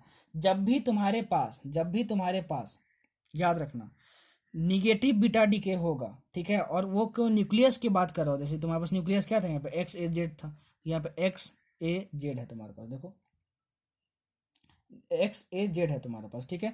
तो अगर ये वाई डॉटर न्यूक्लियस में चेंज हुआ, ठीक है ना, वाई डॉटर न्यूक्लियस में चेंज हुआ, तो इसका मास नंबर तो ए ही रहेगा, लेकिन क्या होगा कि जो तुम्हारा एटॉमिक नंबर है वो Z+1 हो जाएगा। क्या हो जाएगा? Z+1 हो जाएगा, प्लस, ठीक है। यहाँ पे देखो फास्ट मूविंग इलेक्ट्रॉन्स है, ये इलेक्ट्रॉन्स है, ठीक है, तो इसको हम लोग बीटा से भी डिनोट कर सकते हैं, बीटा, और ये -1 होगा और ये 0 होगा तुम्हारे पास, ठीक है ना। अच्छा, प्लस एंटी न्यूट्रिनो, तो देखो सर आप ये बता दो कि याद क्या रखना है इसमें, तो मैं आपको ये बोलूंगा कि निगेटिव बीटा डीके दो टाइप का होता है, निगेटिव बीटा डीके और positive beta decay. Negative beta decay में क्या होता है कि न्यूट्रॉन प्रोटॉन में चेंज होता है, ठीक है, और साथ ही साथ क्या निकलते हैं, फास्ट मूविंग इलेक्ट्रॉन्स निकलते हैं और एंटी न्यूट्रिनो निकलता है। एंटी न्यूट्रिनो को हम लोग इसे डिनोट करते हैं। अगर मान लो क्वेश्चन में दिया हो कि मान लो निगेटिव बीटा डीके हो रहा है और तुम्हारे पास न्यूक्लियस है एक्स ए जेड, तो बताओ, तुमको ये दिया रहेगा ना, बोल देगा मान लो ये तुम्हारे पास पी है, ठीक है, तो बताओ व्हाट इज दिस पी, तो आपको ऑप्शन में ये दिखा रहेगा बीटा -10, आपको उसको टिक मारना पड़ेगा, ठीक है। आपको दिया रहेगा ये पी है और ये क्यू है, तो बताओ व्हाट इज दिस क्यू, तो आपको बोलेगा कि ये न्यूट्रिनो है, ठीक है, एंटी न्यूट्रिनो है आपका, ठीक है ना। अच्छा, आपसे ये बोला जाएगा बताओ ये 2 है, तो इसका डॉटर न्यूक्लियस का एटॉमिक नंबर कितना होगा, तो 2 + 1 3 हो जाएगा। मास नंबर है उतना और मास नंबर उतना ही रहेगा, ठीक है। तो इतना चीज़ याद करना, जिस तरीके से देखो जैसा जैसा क्वेश्चन पूछ सकता है मैं सब कुछ आपको बता रहा हूँ, सब कुछ मैं आपको बता रहा हूँ, ठीक है, घबराना नहीं यार, सब कुछ बता रहा हूँ, कुछ भी छोड़ नहीं रहा हूँ, ठीक है। तो ये हुआ तुम्हारा निगेटिव बीटा डीके। क्या हुआ तुम्हारे पास? Negative beta decay. अच्छा, इसका अब तुम सेकंड पार्ट देखो, that is positive beta decay. Positive beta decay, देखो ये पॉजिटिव साइन लगा दिया, ठीक है। तो पॉजिटिव बीटा डीके में क्या होगा? इसमें क्या होता है कि देखो इसमें न्यूट्रॉन से प्रोटॉन को हम लोग चेंज करते हैं, ठीक है। इसमें हम लोग क्या करते हैं, प्रोटॉन को न्यूट्रॉन में चेंज करते हैं, प्रोटॉन को न्यूट्रॉन में चेंज करते हैं। तो देखो हमारे पास प्रोटॉन पी है, दिस चेंजेस टू न्यूट्रॉन, ठीक है, this changes to neutron, plus यहाँ से ई प्लस निकलता है और प्लस यहाँ से एक न्यूट्रिनो निकलता है। क्या निकलता है? न्यूट्रिनो निकलता है। ये क्या होता है? न्यूट्रिनो, याद कर लेना क्या होता है, न्यूट्रिनो होता है, न्यूट्रिनो निकलता है। और अगर तुम्हारे पास कोई न्यूक्लियस है x A Z, so this will undergo conversion like this. देखो ये जो हमारे पास डॉटर न्यूक्लियस निकला, इसका एटॉमिक नंबर Z-1 हो जाएगा और मास नंबर ए का ए रहेगा तुम्हारे पास, प्लस ये बीटा और यहाँ पे +1 होगा और यहाँ पे 0 होगा, प्लस यहाँ से न्यूट्रिनो इमिट हो जाएगा। क्या हो जाएगा? न्यूट्रिनो इमिट हो जाएगा। तो बहुत इंपॉर्टेंट है, क्वेश्चन में पढ़ लेना कि अच्छे से क्या दिया हुआ है। अगर निगेटिव बीटा डीके की बात हो रही हो तो समझ जाना कि साथ में हमेशा एंटी न्यूट्रिनो निकलेगा। किस चीज़ के लिए यूज़ करते हैं? न्यूट्रॉन से प्रोटॉन कन्वर्जन के लिए। अच्छा, अगर ये जेड तुम्हारे पास कितना है, ठीक है, जेड अगर तुम्हारे पास एटॉमिक नंबर जो तुम्हारे पास पेरेंट न्यूक्लियस, देखो इसको पेरेंट न्यूक्लियस बोलते हैं, जेड तुम्हारे पास कितना था, जेड तुम्हारे पास 3 है, तो इसका डॉटर न्यूक्लियर का 3 + 1 4 हो जाएगा, ठीक है ना। मास नंबर चेंज नहीं होता है, ठीक है, देखो मास नंबर यहाँ भी चेंज नहीं हो रहा है। अगर हाँ वही पॉजिटिव डीके हो, ठीक है, पॉजिटिव बीटा डीके हो, तो क्या होता है कि एटॉमिक नंबर घट जाता है एक से, देखो घट जाता है, और यहाँ पे क्या रिलीज होता है? न्यूट्रिनो रिलीज होता है। बहुत इंपॉर्टेंट है, जैसा क्वेश्चन पूछता है, जितना पूछता है मैंने सब कुछ बता दिया आपको, ठीक है। अच्छा, अब लास्ट टाइप का डीके देखो, दैट इज गामा डीके। क्या होता है? Gamma decay. कभी भी क्वेश्चन में गामा डीके मेंशन किया हो तो समझ जाना कि अगर तुम्हारे पास कोई न्यूक्लियस है, ठीक है, ऐसा कुछ करके एक्स ए जेड, ठीक है, और यहाँ पे स्टार लगा हुआ है, ठीक है, this will undergo the conversion as, ये एक्स हुआ तुम्हारे पास और ये तुम्हारे पास ए हुआ और ये तुम्हारा जेड हुआ, प्लस यहाँ से तुम्हारे क्या निकल जाएंगे, प्लस तुम्हारे पास क्या निकल जाएंगे, यहाँ से तुम्हारे पास गामा रेस निकलेंगे। क्या निकलेंगे? गामा रेस निकलेंगे, प्लस गामा रेस, ठीक है, मतलब फोटॉन्स। तो आप यहाँ पे देख सकते हो कभी भी गामा डीके होगा, कभी भी गामा डीके होगा तो ये स्टार वाला साइन हट जाता है, मास नंबर चेंज नहीं होता है और जेड भी चेंज नहीं होता है, मतलब एटॉमिक नंबर भी चेंज नहीं होता है, मतलब एटॉमिक नंबर भी चेंज नहीं हुआ, मास नंबर भी चेंज नहीं हुआ। इसका मतलब ये हुआ कि गामा इमिशन, मतलब जब गामा डीके होता है तो न्यूक्लियस के स्ट्रक्चर में कोई भी चेंज नहीं होता, क्योंकि अगर मास नंबर में चेंज हुआ, ठीक है, और एटॉमिक नंबर में चेंज हुआ, तभी स्ट्रक्चर ऑफ न्यूक्लियस बदल सकता है, ठीक है। अगर मास नंबर भी सेम रहता है, एटॉमिक नंबर भी सेम रहता है आफ्टर एनी डीके, तो क्या बोलते हैं? स्ट्रक्चर ऑफ न्यूक्लियस सेम है, ठीक है ना। तो अगर आपसे क्वेश्चन ने पूछा था कि बताओ कि ऐसा कौन सा डीके है जिसमें कि स्ट्रक्चर ऑफ न्यूक्लियस चेंज नहीं होता, तो आप बोलोगे क्या? गामा डीके बोलोगे। So this is all about all these 3 decays, ठीक है।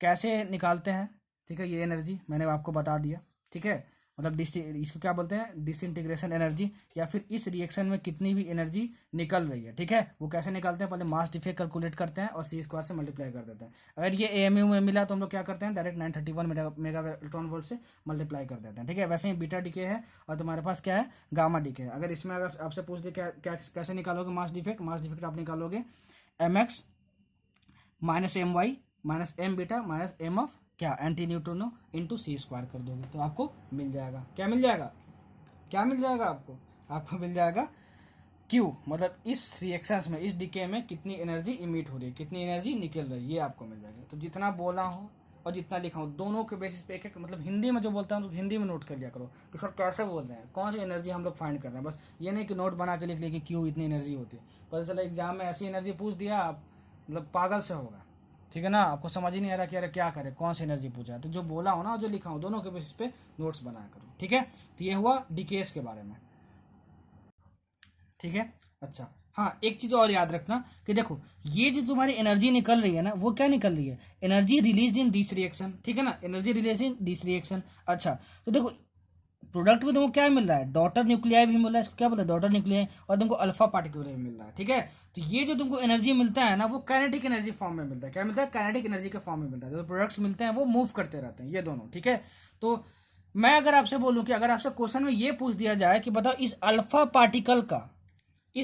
पार्टिकल का कितना काइनेटिक एनर्जी होगा, कितना काइनेटिक एनर्जी होगा, तो आप कैसे कैलकुलेट करोगे। देखो तो ये जो kinetic energy of alpha particle होगा, kinetic energy of alpha particle होगा, वो तुम्हारा होगा ए, ठीक है, ये A minus 4 by A into Q, this Q, ठीक है ना, A minus 4 by A into Q, याद रखना, ठीक है ना। अगर आपसे क्या पूछा जाए, अगर आपसे क्वेश्चन में ये पूछा जाए कि बताओ कि इस अल्फा पार्टिकल का काइनेटिक एनर्जी कितना होगा, तो मैं बोलूंगा कि ये जो एनर्जी है ये दोनों में डिवाइड होगी, ठीक है ना, दोनों में डिवाइड होगी। तो बताओ कि अल्फा पार्टिकल की काइनेटिक एनर्जी कितनी होगी, तो kinetic energy of alpha particle क्या होगा, this A minus 4 by A into Q, this Q, ठीक है ना। तो हमको मिल जाएगा कि इसके पास कितनी काइनेटिक एनर्जी है। तो टोटल में से ये हम माइनस कर देंगे तो हमको पता चल जाएगा कि डॉटर न्यूक्लियस का कितना ज्यादा काइनेटिक एनर्जी है, ठीक है। तो ऐसे आप निकाल सकते हो, ठीक है। तो जितना बोला हूँ, जितना लिखा हूँ, दोनों के बेसिस पे नोट्स बनाना, बार बार बोल रहा हूँ यार, बहुत इंपॉर्टेंट है ये चीजें, मैं आपको बोल रहा हूँ, ठीक है। बहुत अच्छे नोट्स बन जाएंगे, ठीक है। और अब हम पढ़ते हैं laws of radioactive disintegration. चलो अब पढ़ देंगे हम लोग laws of radioactive disintegration, ठीक है। देखो क्या है ये, ठीक है। अगर तुम्हारे पास कोई भी क्वेश्चन में दिया हो कि रेडियो एक्टिव एलिमेंट है, तो देखो रेडियो एक्टिव एलिमेंट है ये, तो क्योंकि ये आपको ये एलिमेंट है तो इसमें एटम्स होंगे, ठीक है। तो रेडियो एक्टिव एलिमेंट में बहुत सारे एटम्स होते हैं, ठीक है। इसमें से कोई भी एटम रेडियो एक्टिव हो सकता है। रेडियो एक्टिव हो सकता है मतलब क्या सर, मतलब कि वो जो भी एटम्स हैं वो अलग अलग एटम्स में टूट सकता है, क्या सकता है, अलग अलग एटम्स में टूट सकता है, मतलब अलग अलग पार्टिकल्स में टूट सकता है, ठीक है। तो अगर कोई भी रेडियो एक्टिव एलिमेंट्स हैं, मान लो उसके पास सबसे पहले इनिशियली N0, इनिशियली उसके पास क्या था, टोटल नंबर ऑफ एटम्स थे, ठीक है। तो होता क्या है, इसमें बहुत सारे एटम्स होते हैं, ये प्रेडिक्ट नहीं किया जा सकता है कि इतने सारे एटम्स में से कौन सा एटम रेडियो एक्टिव होने वाला है और कौन सा नहीं होने वाला है, ठीक है ना। अच्छा तो वो एटम्स टूटेंगे, वो पार्टिकल्स में टूटते जाएंगे, ठीक है ना, और बिखरते जाएंगे। तो मैं बोलूं कि इनिशियली अगर एक रेडियो एक्टिव एलिमेंट के पास N0 नंबर ऑफ एटम्स थे, टोटल नंबर ऑफ एटम्स, तो आफ्टर टाइम टी बात करें, किसी सर्टेन टाइम टी के बाद बात करें, तो जो टोटल नंबर ऑफ एटम्स हैं, ठीक है ना, वो इतने नहीं होंगे, ठीक है ना। ये टूटते जाता है, बिखरते जाता है, तो ये कम होते जाता है, हमेशा क्या होता है, नंबर ऑफ एटम्स कम होते जाते हैं, मतलब रेडियो एक्टिव का मतलब ये होता है ना, रेडियो एक्टिव एलिमेंट का मतलब कि कोई भी एलिमेंट जो होता है अगर अपने एटम से टूटने लगे, मतलब उसके पास मान लो पहले 10 एटम थे, अब वो एटम टूट गया, ठीक है, मान लो 4 सेकंड के बाद 4 एटम टूट गया, तो कितने एटम बचे, 10⁻⁴, 4 टूट गया तुम्हारे पास, मतलब 6 एटम बचे। इसी को हम लोग बोलते हैं रेडियो एक्टिव। बोलोगे सर इतना आसान, मतलब रेडियो एक्टिव मतलब होता है टूट जाना, हाँ टूट जाना भाई, ठीक है, सिंपल लैंग्वेज में, उतना डिफिकल्ट मत समझो, बस टूट जाना, ठीक है। तो कभी भी क्वेश्चन में रेडियो एक्टिव एलिमेंट की बात हो रही है तो समझ जाना कि उसके एटम्स जो हैं वो डिक्रीज करेंगे, क्या करेंगे, डिक्रीज करेंगे। लॉज ऑफ रेडियो एक्टिव डिस्टिंग्रेशन क्या बोलता है कि कोई भी रेडियो एक्टिव एलिमेंट जो है, ठीक है, वो अपने एटम्स डिसइंटीग्रेट करता है, मतलब तोड़ता है। तो अगर एन नॉट है इनिशियली तो फाइनली क्या हो जाएगा, एन हो जाएगा आफ्टर टाइम टी मान लो, आफ्टर टाइम टी मान लो, ठीक है। इसका स्टेटमेंट क्या है, बहुत सारे इसके लॉज हैं, ठीक है ना। एक जो इंपॉर्टेंट लॉ है मैं उसको आपको बता रहा हूँ, ठीक है, वही सबसे ज्यादा इंपॉर्टेंट है। बाकी तो बस ऐसे ही है, बस मतलब बकैती मार दिया है laws of radioactive disintegration में। लेकिन एक जो सबसे ज्यादा इंपॉर्टेंट है, 99% इंपॉर्टेंट बोल सकते हैं, वो आपको बताता हूँ। अच्छे से इसको पढ़ना और लिख लेना। The number of atoms disintegrated, the number of atoms disintegrated per second, ठीक है ना, that is rate of disintegration of radioactive atoms। लिख लेना इसको, मैं लिखा नहीं हूं, ठीक है ना। at any instant is directly proportional to number of radioactive elements actually present in the sample at that instant। इसको हम लोग बोलते हैं रेडियो एक्टिव डिके लॉ। क्या बोलते हैं इसको, रेडियो एक्टिव डिके लॉ। लिख नहीं रहा हूं, बोल रहा हूं, ठीक है, लिख लेना, ठीक है ना। कभी कभी क्वेश्चन में बोलता है बता what is radio active decay law, तो ऑप्शन में अगर ये लिखा होगा तो आप क्या कर देना, उसको टिक मार देना, ठीक है। अच्छा, अब इसका आप मैथमेटिकल इक्वेशन समझो, ठीक है ना, और आसान तरीके से, ठीक है। ये तो बहुत टफ आपको समझ में आ रहा होगा, आसान तरीके से समझो। Rate of disintegration of element क्या कहलाता है, सबसे पहले ये समझो। अगर मान लो किसी भी रेडियो एक्टिव एलिमेंट में बहुत सारे एटम्स होंगे, तो उसमें इनिशियली मान लो कि total number of atoms N naught है। ये क्या बात कर, इनिशियली बात कर रहे हैं, मतलब at T is equal to 0 बात कर इनिशियली, ठीक है। मान लो डिसइंटीग्रेशन होना शुरू हुआ, रेडियो एक्टिव एलिमेंट है, तो फाइनली एन जो है वो बचा है total number of atoms, total number of atoms left undecayed. क्या लेफ्ट अनडिकेड, जो नहीं टूटे हैं, याद रखना वो एन है यहाँ पे। जो नहीं टूटे हैं, जो नहीं टूटे हैं वो क्या है, total number of atoms left undecayed है। ये कब की बात हो रही है, एट टाइम टी की बात हो रही है, एट टाइम टी की बात हो रही है यहाँ पे, ठीक है ना। अच्छा, ये हमको समझ में आया। अच्छा, अगर मैं रेट ऑफ डिसइंटीग्रेशन बोलूं, अगर मैं रेट ऑफ डिसइंटीग्रेशन बोलूं तो मैं कैसे लिखूंगा, वो मैं बोलूंगा ये होगा तुम्हारा dn बाई डी टी। क्या होगा तुम्हारे पास, dn बाई डी टी, और यहाँ पे माइनस लगा दूंगा। क्यों, क्योंकि देखो एन क्या है, total number of atoms left undecayed, कितने नहीं टूटे हैं, ठीक है। तो टाइम के साथ क्या होगा, नंबर ऑफ एटम्स कम होते जा रहे हैं, तो कभी भी कोई चीज डिक्रीज होती है तो उसके आगे क्या लगाते हैं, माइनस साइन लगा देते हैं। और टाइम के साथ क्या घट रहा है, एन घट रहा है, मतलब total number of atoms left undecayed, कितने बच गए हैं, कितने नहीं टूटे हैं, ठीक है, वो होता है एन। याद रखना, इसका मीनिंग बहुत क्लियर होना चाहिए आपको। Total number of atoms left undecayed, जितने नहीं टूटे हैं उनकी बात हो रही है, वो क्या है, एन है तुम्हारा। तो ये रेट ऑफ डिसइंटीग्रेशन को हम लोग आर से डिनोट करते हैं, and R is equal to minus D N by D T होता है, ठीक है ना। और ये जो minus D N by D T होता है वो इक्वल होता है लेमडा इंटू एन के बराबर। किसके इक्वल होता है, लेमडा इंटू एन के बराबर, ठीक है। मतलब rate of disintegration is equal to lambda into N. N क्या है, total number of atoms left undecayed, and what is lambda here, lambda है तुम्हारे पास डीके कांस्टेंट। क्या है, डीके कांस्टेंट और डिसइंटीग्रेशन कांस्टेंट, और डिसइंटीग्रेशन कांस्टेंट। तो कभी भी क्वेश्चन में अगर आपको मान लो डीके कांस्टेंट या डिसइंटीग्रेशन कांस्टेंट दिया हो तो समझ जाना क्या कि लेमडा दिया हुआ है, ठीक है ना, लेमडा दिया हुआ है। अच्छा, जब इस इक्वेशन को हम लोग लिमिट्स लगा के सॉल्व करते हैं, क्या लिमिट लगाते हैं वो याद रखने की जरूरत नहीं है, तब ये जो एक्सप्रेशन हमको एक नए फॉर्म में मिलता है। वो क्या मिलता है, N is equal to N naught, N is equal to N naught E का पावर माइनस लेमडा टी, ठीक है। तो न्यूमेरिकल पॉइंट ऑफ व्यू से अभी तक रेडियो एक्टिव डिसइंटीग्रेशन में आपको बस ये फॉर्मूला याद रखना है, ये वाला क्या रखना है, N is equal to N naught E का पावर माइनस लेमडा टी। अब देखो यहाँ क्या क्या याद रखना, एन नॉट क्या है तुम्हारे पास, एन नॉट है तुम्हारे पास total number of atoms initially of radioactive element. Lambda क्या है, डीके कांस्टेंट है। आपसे अगर पूछ दिया जाए बताओ at time T is equal to 2 second, ठीक है, बताओ कि number of atoms left undecayed कितना होगा, तो डायरेक्ट क्या बोलोगे, N is equal to N naught into E का power minus lambda T. Sir इतना आसान क्वेश्चन आता है, हाँ इतना ही आसान आता है, बस प्रैक्टिस करने से आप डरते हो। जितना ज्यादा प्रैक्टिस करोगे उतनी ज्यादा फिजिक्स क्लियर होगी, ठीक है। तो इसको याद रखना, जो जो फॉर्मूला याद रखना है सब कुछ मैं बता दूंगा आपको, ठीक है। जब आप एन मतलब क्या, total number of atoms left undecayed, और टाइम के बीच में जब आप ग्राफ ड्रॉ करोगे ना तो आपको ग्राफ ऐसा मिलता है। देखो आपको ग्राफ ऐसा मिलता है, इस ग्राफ को याद कर लो, ये एन, दिस एन और टाइम के बीच में है ग्राफ, ठीक है ना। तो ये तुमको ग्राफ ऐसा मिलेगा, इसको हम लोग बोलते हैं एक्सपोनेंशियल ग्राफ। क्या बोलते हैं, एक्सपोनेंशियल ग्राफ। मतलब total number of atoms left undecayed time के साथ एक्सपोनेंशियली डिक्रीज करता है। क्या करता है? एक्सपोनेंशियली डिक्रीज करता है। ठीक है ना, याद रखना, जो बोला हूँ जो लिखा हूँ दोनों के बेसिस पे नोट्स बनाना है। नीट का एग्जाम दे के आओगे तो मैं यहीं पे सोल्यूशन आपको प्रोवाइड करूंगा, और देखना एकदम आसान तरीके से, और सब कुछ अपने नोट से, कुछ भी अलग नहीं, कुछ भी अलग नहीं। हाँ, कुछ कुछ जो थ्योरी वाले क्वेश्चन हो सकते हैं ना, मॉडर्न फिजिक्स के बस बात कर रहा हूँ, हो सकता है वो आपको थोड़ा सा बस पढ़ना पड़ जाए। ठीक है ना, और मैं अभी वीडियो खत्म हो तो बताऊंगा कि न्यूक्लियर फिजिक्स में ये वाला थ्योरी पार्ट आप पढ़ लेना थोड़ा सा। ठीक है, बाकी हर जगह पे जितना कॉन्सेप्ट आपको चाहिए, थ्योरी या न्यूमेरिकल जो भी हो, 11th-12th में सब कुछ बता के कवर किया हूँ, सब कुछ आपको दिखाऊंगा। ठीक है ना, नीट का एग्जाम दे के आओ और बना के मैं दिखाऊंगा, और मैं बोलूंगा कि देखो इस वीडियो में, ठीक है, मैंने ये कॉन्सेप्ट आपको बताया, आप जाके देखो और यहाँ से क्वेश्चन पूछा गया है।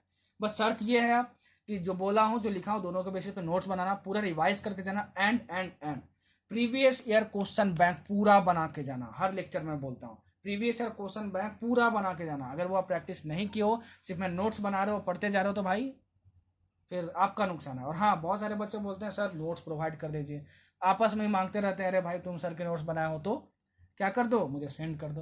तो भाई प्लीज़ मैं रिक्वेस्ट करता हूँ, self made notes are the best note. 2 ही चैप्टर के नोट्स बनाओ, लेकिन जो तुम्हारे लैंग्वेज में नोट्स बने होंगे वही तुमको अल्टीमेटली फ़ायदा करने वाले हैं, और कुछ भी फ़ायदा करने वाला नहीं। ठीक है, बीच बीच में एडवाइस देते रहता हूँ, क्योंकि मुझे पता है यार कि बहुत सारे बच्चों को पढ़ने का तरीका नहीं आता। पढ़ने तो आता है, पढ़ने का तरीका नहीं आता, इसलिए वो स्कोर नहीं कर पाते। जिनको आता है वो बहुत अच्छी बात है, जिनको नहीं आता है थोड़ा सा ज्ञान मेरी तरफ से रख लेना, फ़ायदा आपका होगा। ठीक, तो ये फॉर्मूला याद रखना। ठीक है, अच्छा अब देखो आगे, half life of radioactive element, half life of radioactive element.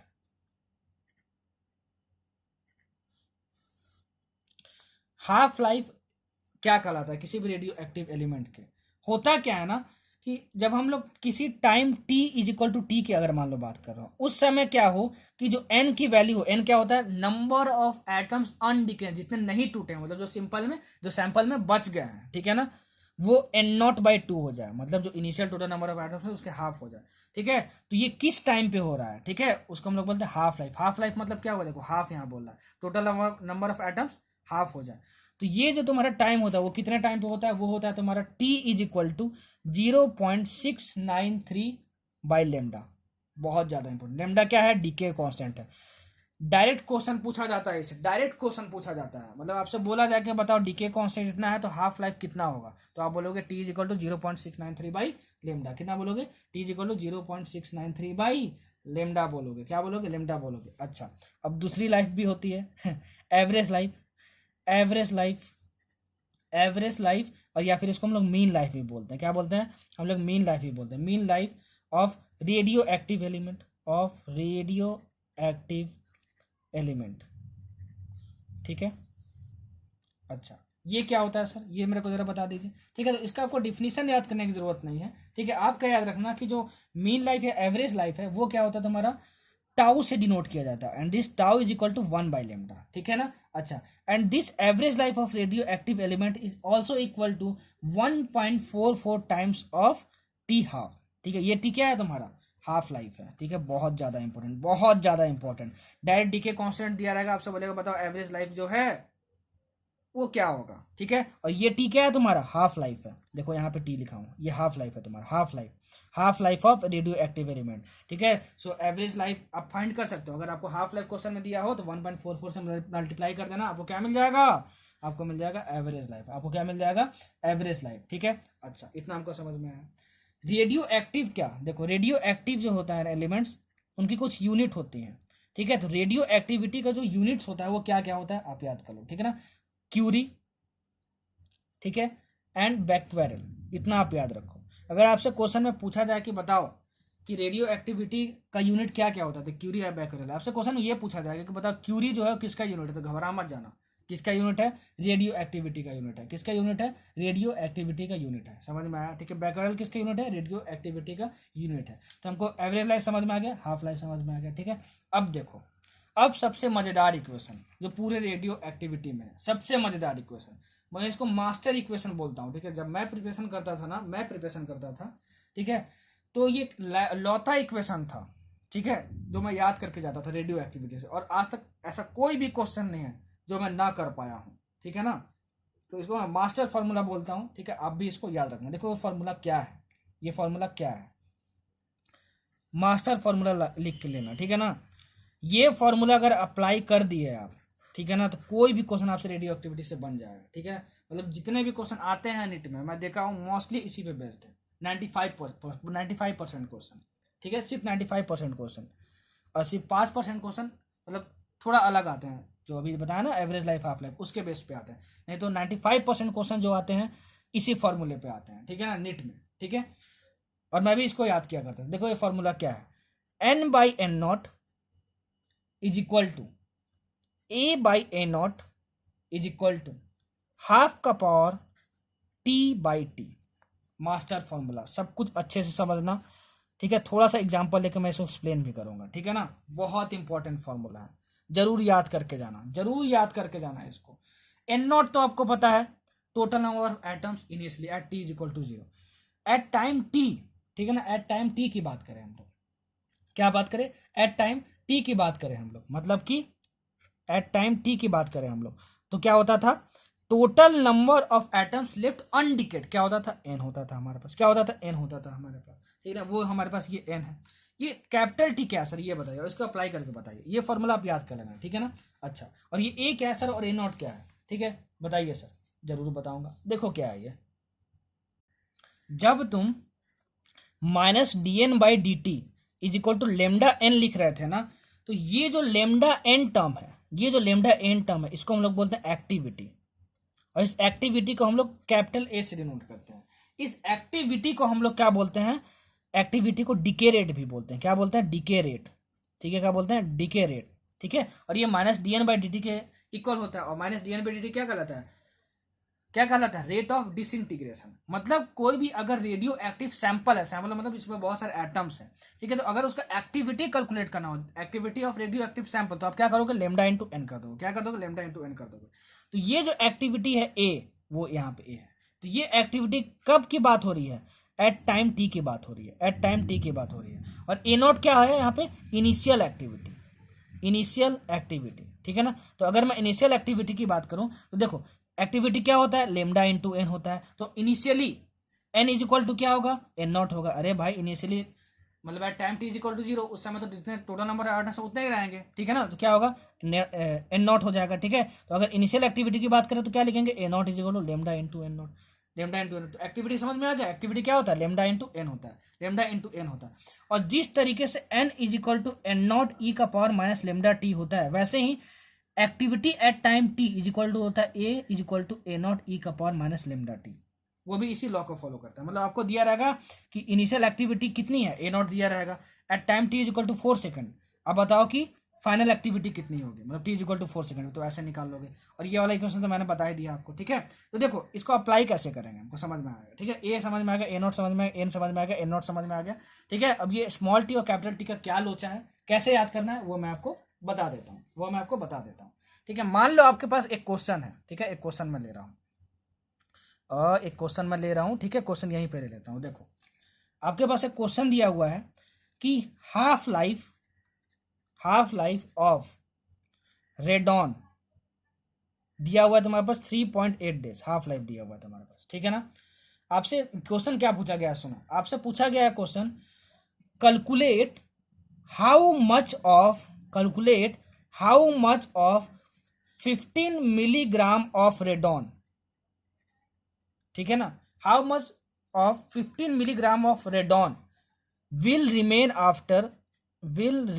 after 38 days,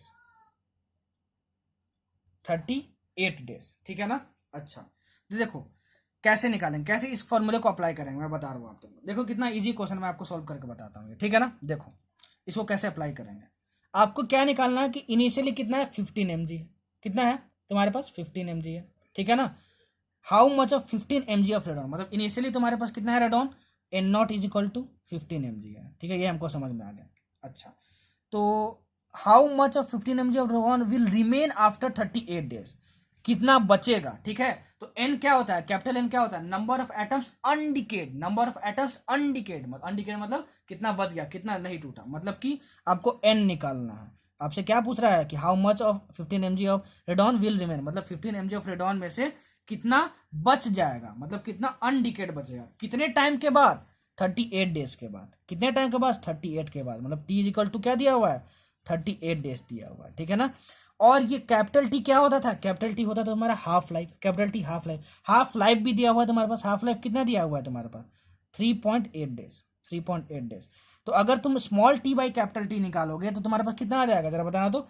38 by 3.8 मतलब कितना आ जाएगा, 10 आ जाएगा। मतलब तुम्हारे पास स्मॉल टी बाई कैपिटल की वैल्यू, कैपिटल टी की वैल्यू कितनी आ गई तुम्हारे पास, 10 हो गई। कितनी, 10 हो गई, मतलब 38/3.8, हाँ ये समझ में आ गया हमको। अब देखो एन तुमको निकालना है यहाँ पर, देखो एन नोट तुमको दिया है 15 mg, यहाँ रख देंगे हम लोग, इज इक्वल टू हाफ का power small T by capital T, ठीक है। तो small T by capital T की वैल्यू कितनी आ गई, 10 आ गई, ठीक है। तो एन नॉट यहाँ से मल्टीप्लाई हो जाएगा, मतलब 15 इंटू हाफ का पावर कितना हो जाएगा, यहाँ पे 10 हो जाएगा, बस हमको एन की वैल्यू मिल जाएगी, ठीक है। तो इस इक्वेशन को ऐसे अप्लाई करते हैं, ठीक है ना। अगर मान लो तुमको एक्टिविटी पूछा जाए, मान लो इनिशियल एक्टिविटी तुमको दिया रहता, ठीक है ना, इनिशियल एक्टिविटी तुमको क्वेश्चन में गिवन रहता, ठीक है। अच्छा, और तुमसे फाइनल एक्टिविटी पूछता तो तुम क्या करते कि इन दोनों टर्म को यूज करते, इसको यूज करते, ठीक है। तो ये मास्टर फॉर्मूला है, बहुत सारे क्वेश्चन जो नीट में आते हैं इससे डायरेक्ट बन जाएंगे। तो जितने फॉर्मूला इंपॉर्टेंट थे रेडियो एक्टिविटी मैंने सारे बता दिए, इधर उधर कहीं फॉर्मूला याद करने की जरूरत आपको अब नहीं है। क्या है, नहीं है। हाँ, कभी कभार ये पूछता है बताओ कि एक्टिविटी या डीके रेट का क्या होता है, क्या होता है, यूनिट क्या होता है, तो लेमडा इंटू एन, ठीक है ना, लेमडा इंटू एन इसका फॉर्मूला होता है एक्टिविटी का। तो यहाँ से आप इसका यूनिट भी निकाल सकते हो, ठीक है। अच्छा, जितने भी टॉपिक्स थे पूरे न्यूक्लियर फिजिक्स में जो न्यूमेरिकल पॉइंट ऑफ व्यू से इंपॉर्टेंट थे और जो कॉन्सेप्ट वाइज इंपॉर्टेंट थे, जितने एक्सप्लेनेशन की जरूरत थी मैंने सब कुछ आपको बता दिया, कुछ भी मैं छोड़ा नहीं हूँ, सब कुछ मैं कवर कर दिया हूँ। हाँ, थोड़ा सा जो न्यूक्लियर फिजिक्स का थ्योरी का पार्ट है वो मैं छोड़ दिया हूँ, वो प्लीज आप बस रीड कर लेना, आपको समझ में आ जाएगा। रीड करके चले जाओगे तो मोर देन इनफ है वो, ठीक है। क्या क्या मैं बता रहा हूँ आपको यूज कर, देखो क्या क्या आपको थ्योरी पॉइंट ऑफ व्यू से थोड़ा सा रिवाइज कर लेना है, ठीक है ना। न्यूक्लियर फ्यूजन, न्यूक्लियर फ्यूजन, ठीक है, एंड न्यूक्लियर रिएक्टर्स, ठीक है। इसके बारे में मैं बता दे रहा हूँ, क्या आप पढ़ के चल जाना। आप ये देख लेना कि न्यूक्लियर फ्यूजन किस तरीके से काम करता है, न्यूक्लियर फ्यूजन किस तरीके से काम करता है, और न्यूक्लियर रिएक्टर्स में कौन कौन से एलिमेंट्स यूज होते हैं, ठीक है। तो ये तुम्हारा थ्योरी का पार्ट है, ठीक है ना। इसको आप बस, मैं बोल रहा हूँ, आप 15 से 20 मिनट रीड कर लोगे ना, ठीक है, तो मोर देन इनफ है, उससे बाहर नीट में नहीं आएगा आपका, ठीक है ना। तो आपका ये जो 3 थ्योरी का पार्ट है वो इस लेक्चर में मैं कवर नहीं किया हूँ। बाकी पूरा जो न्यूक्लियर फिजिक्स था, पूरा जो नीट पॉइंट ऑफ व्यू से इंपॉर्टेंट है और जितना सिलेबस में मैं सब कुछ कवर कर दिया हूँ। तो ये आपका तीनों पार्ट मिला के मॉडर्न फिजिक्स कंप्लीट होता है। मैं रिक्वेस्ट करता हूँ कि प्लीज़ और प्लीज़ मॉडर्न फिजिक्स के लिए मैं जितना भी बोला हूँ पूरे पार्ट्स में अपने, और जितना भी लिखा हूँ दोनों के विषय नोट्स बनाना, ठीक है, अच्छे से रिवाइज कर लेना, ठीक है। और मॉडर्न फिजिक्स को बस पूरा प्रीवियस ईयर बना के चले जाना, उससे बाहर क्वेश्चन नहीं आएगा। उतना आप बना लोगे तो आप मास्टर कर लोगे मॉडर्न फिजिक्स को, और कम से कम यहाँ से 4 से 5 क्वेश्चन आता है, मतलब 20 नंबर तो बस यहीं से हो जाते हैं। और बहुत इजी चैप्टर है मॉडर्न फिजिक्स। मैं आपसे रिक्वेस्ट करता हूँ प्लीज़, जितना फॉर्मूले बताया हूँ, जहाँ जहाँ से जितने क्वेश्चन आते हैं, जो जो याद रखना, सब कुछ मैं बहुत बेहतरीन तरीके से बताऊँ और एकदम बच्चे वाले लैंग्वेज में बताऊँ। होप कि आपको पूरी मॉडर्न फिजिक्स समझ में आई होगी। तो प्लीज़ पूरा प्रीवियस ईयर बनाओ। कहीं भी डाउट है, कोई भी सजेशन की ज़रूरत हो तो प्लीज़ कमेंट में करके बताओ, ठीक है ना। और देखो यार, मतलब कुछ बच्चों का अगर कमेंट का रिप्लाई नहीं हो पाता है तो यार प्लीज़ मुझे माफ़ करना, ठीक है। मैं माफ़ी मांग रहा हूँ, क्योंकि ये पॉसिबल नहीं होता है ना यार कि मतलब कंटेंट भी प्रोवाइड करो। मैं अभी अपनी भी पढ़ाई कर रहा हूँ और हर एक वीडियो पे जाके हर एक कमेंट को सर्च करो, उसका फिर उसका रिप्लाई करो, तो ये पॉसिबल नहीं होता। क्योंकि होता क्या है कि कभी कभार बच्चे आज वीडियो डाला मैं, आज ही बहुत सारे बच्चे 100 कमेंट्स आ जाते हैं, 250 कमेंट्स आ जाते हैं। हो सकता है 10 दिन बाद वो उसी वीडियो को कोई बच्चा देख रहा हो और 10 दिन बाद उसके बाद कमेंट करे, 12 दिन बाद करे, 1 महीने बाद करे। मैं आपकी बात करूँ तो जो मेरा सबसे पहला चैप्टर था वेक्टर्स, ठीक है ना, उस पर 20,000 व्यूज आ चुके हैं लगभग अभी, ठीक है ना। तो अभी भी बच्चे उस पर कमेंट करते रहते हैं। तो अब जो बच्चे उस वीडियो को अभी देख रहे हैं, आप बताओ, मैं तो पूरा 11th कंप्लीट कर लिया, पूरा 12th कंप्लीट कर लिया, अब ये पॉसिबल है कि मैं अपने करेंट वीडियोस के कमेंट पे भी रिप्लाई करूं और वहाँ भी कमेंट पे रिप्लाई करूं। तो कुछ बच्चे बोलते हैं यार कि सर कमेंट का रिप्लाई नहीं कर रहा हूँ। तो भाई तो बताओ, मैं आज वीडियो अपलोड करता हूँ तो आप सिंसियर होकर कम से कम 2 से 3 दिन में वीडियो कंप्लीट कर लिया करो। मैं आपको 3 दिन एक्स्ट्रा टाइम देता हूँ। अगर 3 दिन के अंदर आप मुझसे कुछ सजेशन मांगते हो या फिर कोई डाउट मुझसे पूछते हो किसी भी पार्टिकुलर वीडियो में, तो मैं ज़रूर रिप्लाई करूँगा आपको, चाहे वो डाउट हो या कोई सजेशन हो, ठीक, जो आप मुझसे मांगना चाहते हो या फिर डाउट जो पूछना चाहते हो, मैं ज़रूर रिप्लाई करूँगा। हाँ, लेकिन 3 दिन बाद अगर कोई मुझसे डाउट पूछ रहे हो तो ये पॉसिबल नहीं है कि हर दिन मैं हर किसी भी वीडियो पे जाके चेक करूँ कि हाँ चलो देखते हैं centre of mass and collision पे कोई कमेंट आया कि नहीं, तो चलो उस पर रिप्लाई करते हैं। तो भाई वो पॉसिबल नहीं हो पाता है। तो प्लीज़ यार, मैं 3 दिन आपको बफर टाइम देता हूँ। 3 दिन में आपको जो भी डाउट पूछना है, ठीक है, जो भी आपको सजेशन लेनी है, आप कमेंट में पूछ लिया करो। उसके बाद फिर थोड़ा सा कमेंट करना मेरे लिए हार्ड हो जाता है, कमेंट का रिप्लाई करना हार्ड हो जाता है। फिर भी मैं ट्राई करता हूँ, अभी मैं रिप्लाई करता हूँ वेक्टर्स वाले चैप्टर में भी। तो मैं अपना पूरा एफर्ट डालता हूँ यार, प्लीज़ अपना एफर्ट डालो। आप लोग सब बहुत तेज़ हो, अपने पोटेंशियल पे बिलीव करो, ठीक है ना, वो सबसे ज़्यादा इंपॉर्टेंट है। लाइफ में आपको वही आगे ले जाएगी। हम लोग की दुआ तो आपके साथ है ही, ठीक है, सब लोग बोलते हैं कि दुआ साथ में है, लेकिन यार मैं बात बताऊं तो दुआ से ज़्यादा, ठीक है, आपकी मेहनत आपको काम देने वाली है, और ये सच है, ठीक है। अगर आप अपने पोटेंशियल पे बिलीव करते हो, आप खुद मेहनत करते हो, ठीक है, तो आज नहीं तो कल आपको सक्सेस मिलेगी। तो प्लीज़ अपना टाइम वेस्ट मत करो। जितना मैं बोला हूँ, जिस तरीके से बोला हूँ, अपने टीचर पर थोड़ा सा भरोसा करके यार पढ़ाई कर लो, ठीक है। और अगर इतना पढ़ लिया हो, ठीक है ना, बहुत सारे बच्चे रिवीजन बस कर रहे होंगे और बहुत कुछ पढ़ लिए होंगे, तो जितनी भी एक्स्ट्रा बुक्स हैं आपके पास बनाते जाओ। मैं आपको रोका थोड़ी हूँ कि बस इतना ही बनाना, नहीं, मैं बोला हूँ इतना एटलीस्ट बनाना ही बनाना है, तो बहुत अच्छा स्कोर करोगे, ठीक है। इतना आता है ऑलरेडी से तो बहुत अच्छी बात है, ठीक है। बहुत सारी बुक्स उठाओ, बनाते रहो, लेकिन हाँ, स्टिक टू 1 बुक ओनली। ये नहीं कि 4 बुक है तो 10 क्वेश्चन यहाँ से बना लिए, 20 क्वेश्चन यहाँ से बना लिए, दैट डजंट वर्क, ठीक है। और ये बात मैं तुमको बार बार बोल रहा हूँ, बहुत सारे बच्चे यूट्यूब पे सिर्फ यही सर्च करते रहते हैं कि 60 दिन की स्ट्रैटेजी क्या होनी चाहिए, 30 दिन की स्ट्रैटेजी क्या होनी चाहिए। अरे भाई, तुम्हारी ओन स्ट्रैटेजी ही तुम्हारे लिए वर्क करने वाली है। किसी और की बताई हुई स्ट्रैटेजी तुम पे काम कभी नहीं कर सकती। सिर्फ आपका टाइम वेस्ट हो रहा है और आप बेवकूफ़ बन जाओ, ठीक है। इसीलिए मैं ये नहीं बोलता कि मैं जो स्ट्रैटेजी बोल रहा हूँ, बता रहा हूँ किस तरीके से पढ़ना, ये तो मैं आपको बताता हूँ। तो ये नहीं बोलता हूँ सुबह 9 बजे ये 4 दिन में ये पढ़ लो, 5 दिन में ये कंप्लीट कर लो, 10 दिन में ये कंप्लीट कर लो। अरे भाई, हर कोई अपना स्ट्रैटेजी अपने कंफर्ट के हिसाब से बताता है, ठीक है ना। तो आप अपना स्ट्रैटेजी कंफर्ट के हिसाब से बनाओ कि आप कितना ग्रैस्प कर सकते हो और किस चीज़ को कितने टाइम में कंप्लीट कर सकते हो। और self made notes and self made strategy is the best strategy, ठीक है। तो यार बस, अब मैं ज़्यादा नहीं बोलूँगा, मैं बहुत ज़्यादा आपको समझा लिया, ठीक है। होप कि आप समझ गए होगे। मुझे पता है कि ओजोन क्लासेस पे जो भी आता है तो वो जेन्युइन मेंबर ही होता है, ठीक है ना, पढ़ने वाले बच्चे ही आते हैं। तो यार सब लोग बहुत तेज़ हो, खूब मेहनत करो, खूब तरक्की करो। अब हमारा सिर्फ और सिर्फ ऑप्टिक्स बच गया है। ऑप्टिक्स को मैं 2 पार्ट में कवर करूँगा, that is wave optics and ray optics, ठीक है। फिर हमारा कंप्लीट हो जाएगा। उसके बाद अगर पॉसिबल होता है तो हम लोग केमिस्ट्री शुरू कर सकते हैं, ठीक है, कर सकते हैं। सकता यहाँ पर बोल रहा हूँ, कन्फर्मेशन नहीं है। बहुत बच्चे पूछने लगते हैं, अरे सर कब स्टार्ट होगी। अरे भाई, मैं जब ऑन द स्क्रीन वाली मेरी वीडियो आई थी तो उस समय भी मैं यही बोला था, ठीक है, कि आ सकती है। देयर इज़ नो कन्फर्मेशन, अभी भी कोई कन्फर्मेशन नहीं है। फिजिक्स एक बार कंप्लीट हो जाए, उसके बाद अगर कुछ ऐसा होता है तो वी विल इन्फॉर्म यू, ठीक है। मैं इन्फॉर्म कर दूंगा या फिर विपिन सर आपको इन्फॉर्म कर देंगे। सो ऑल द बेस्ट, मेहनत करो, स्टे सेफ और खूब मेहनत करो, फोड़ देना है इस बार, ठीक है। Bye bye.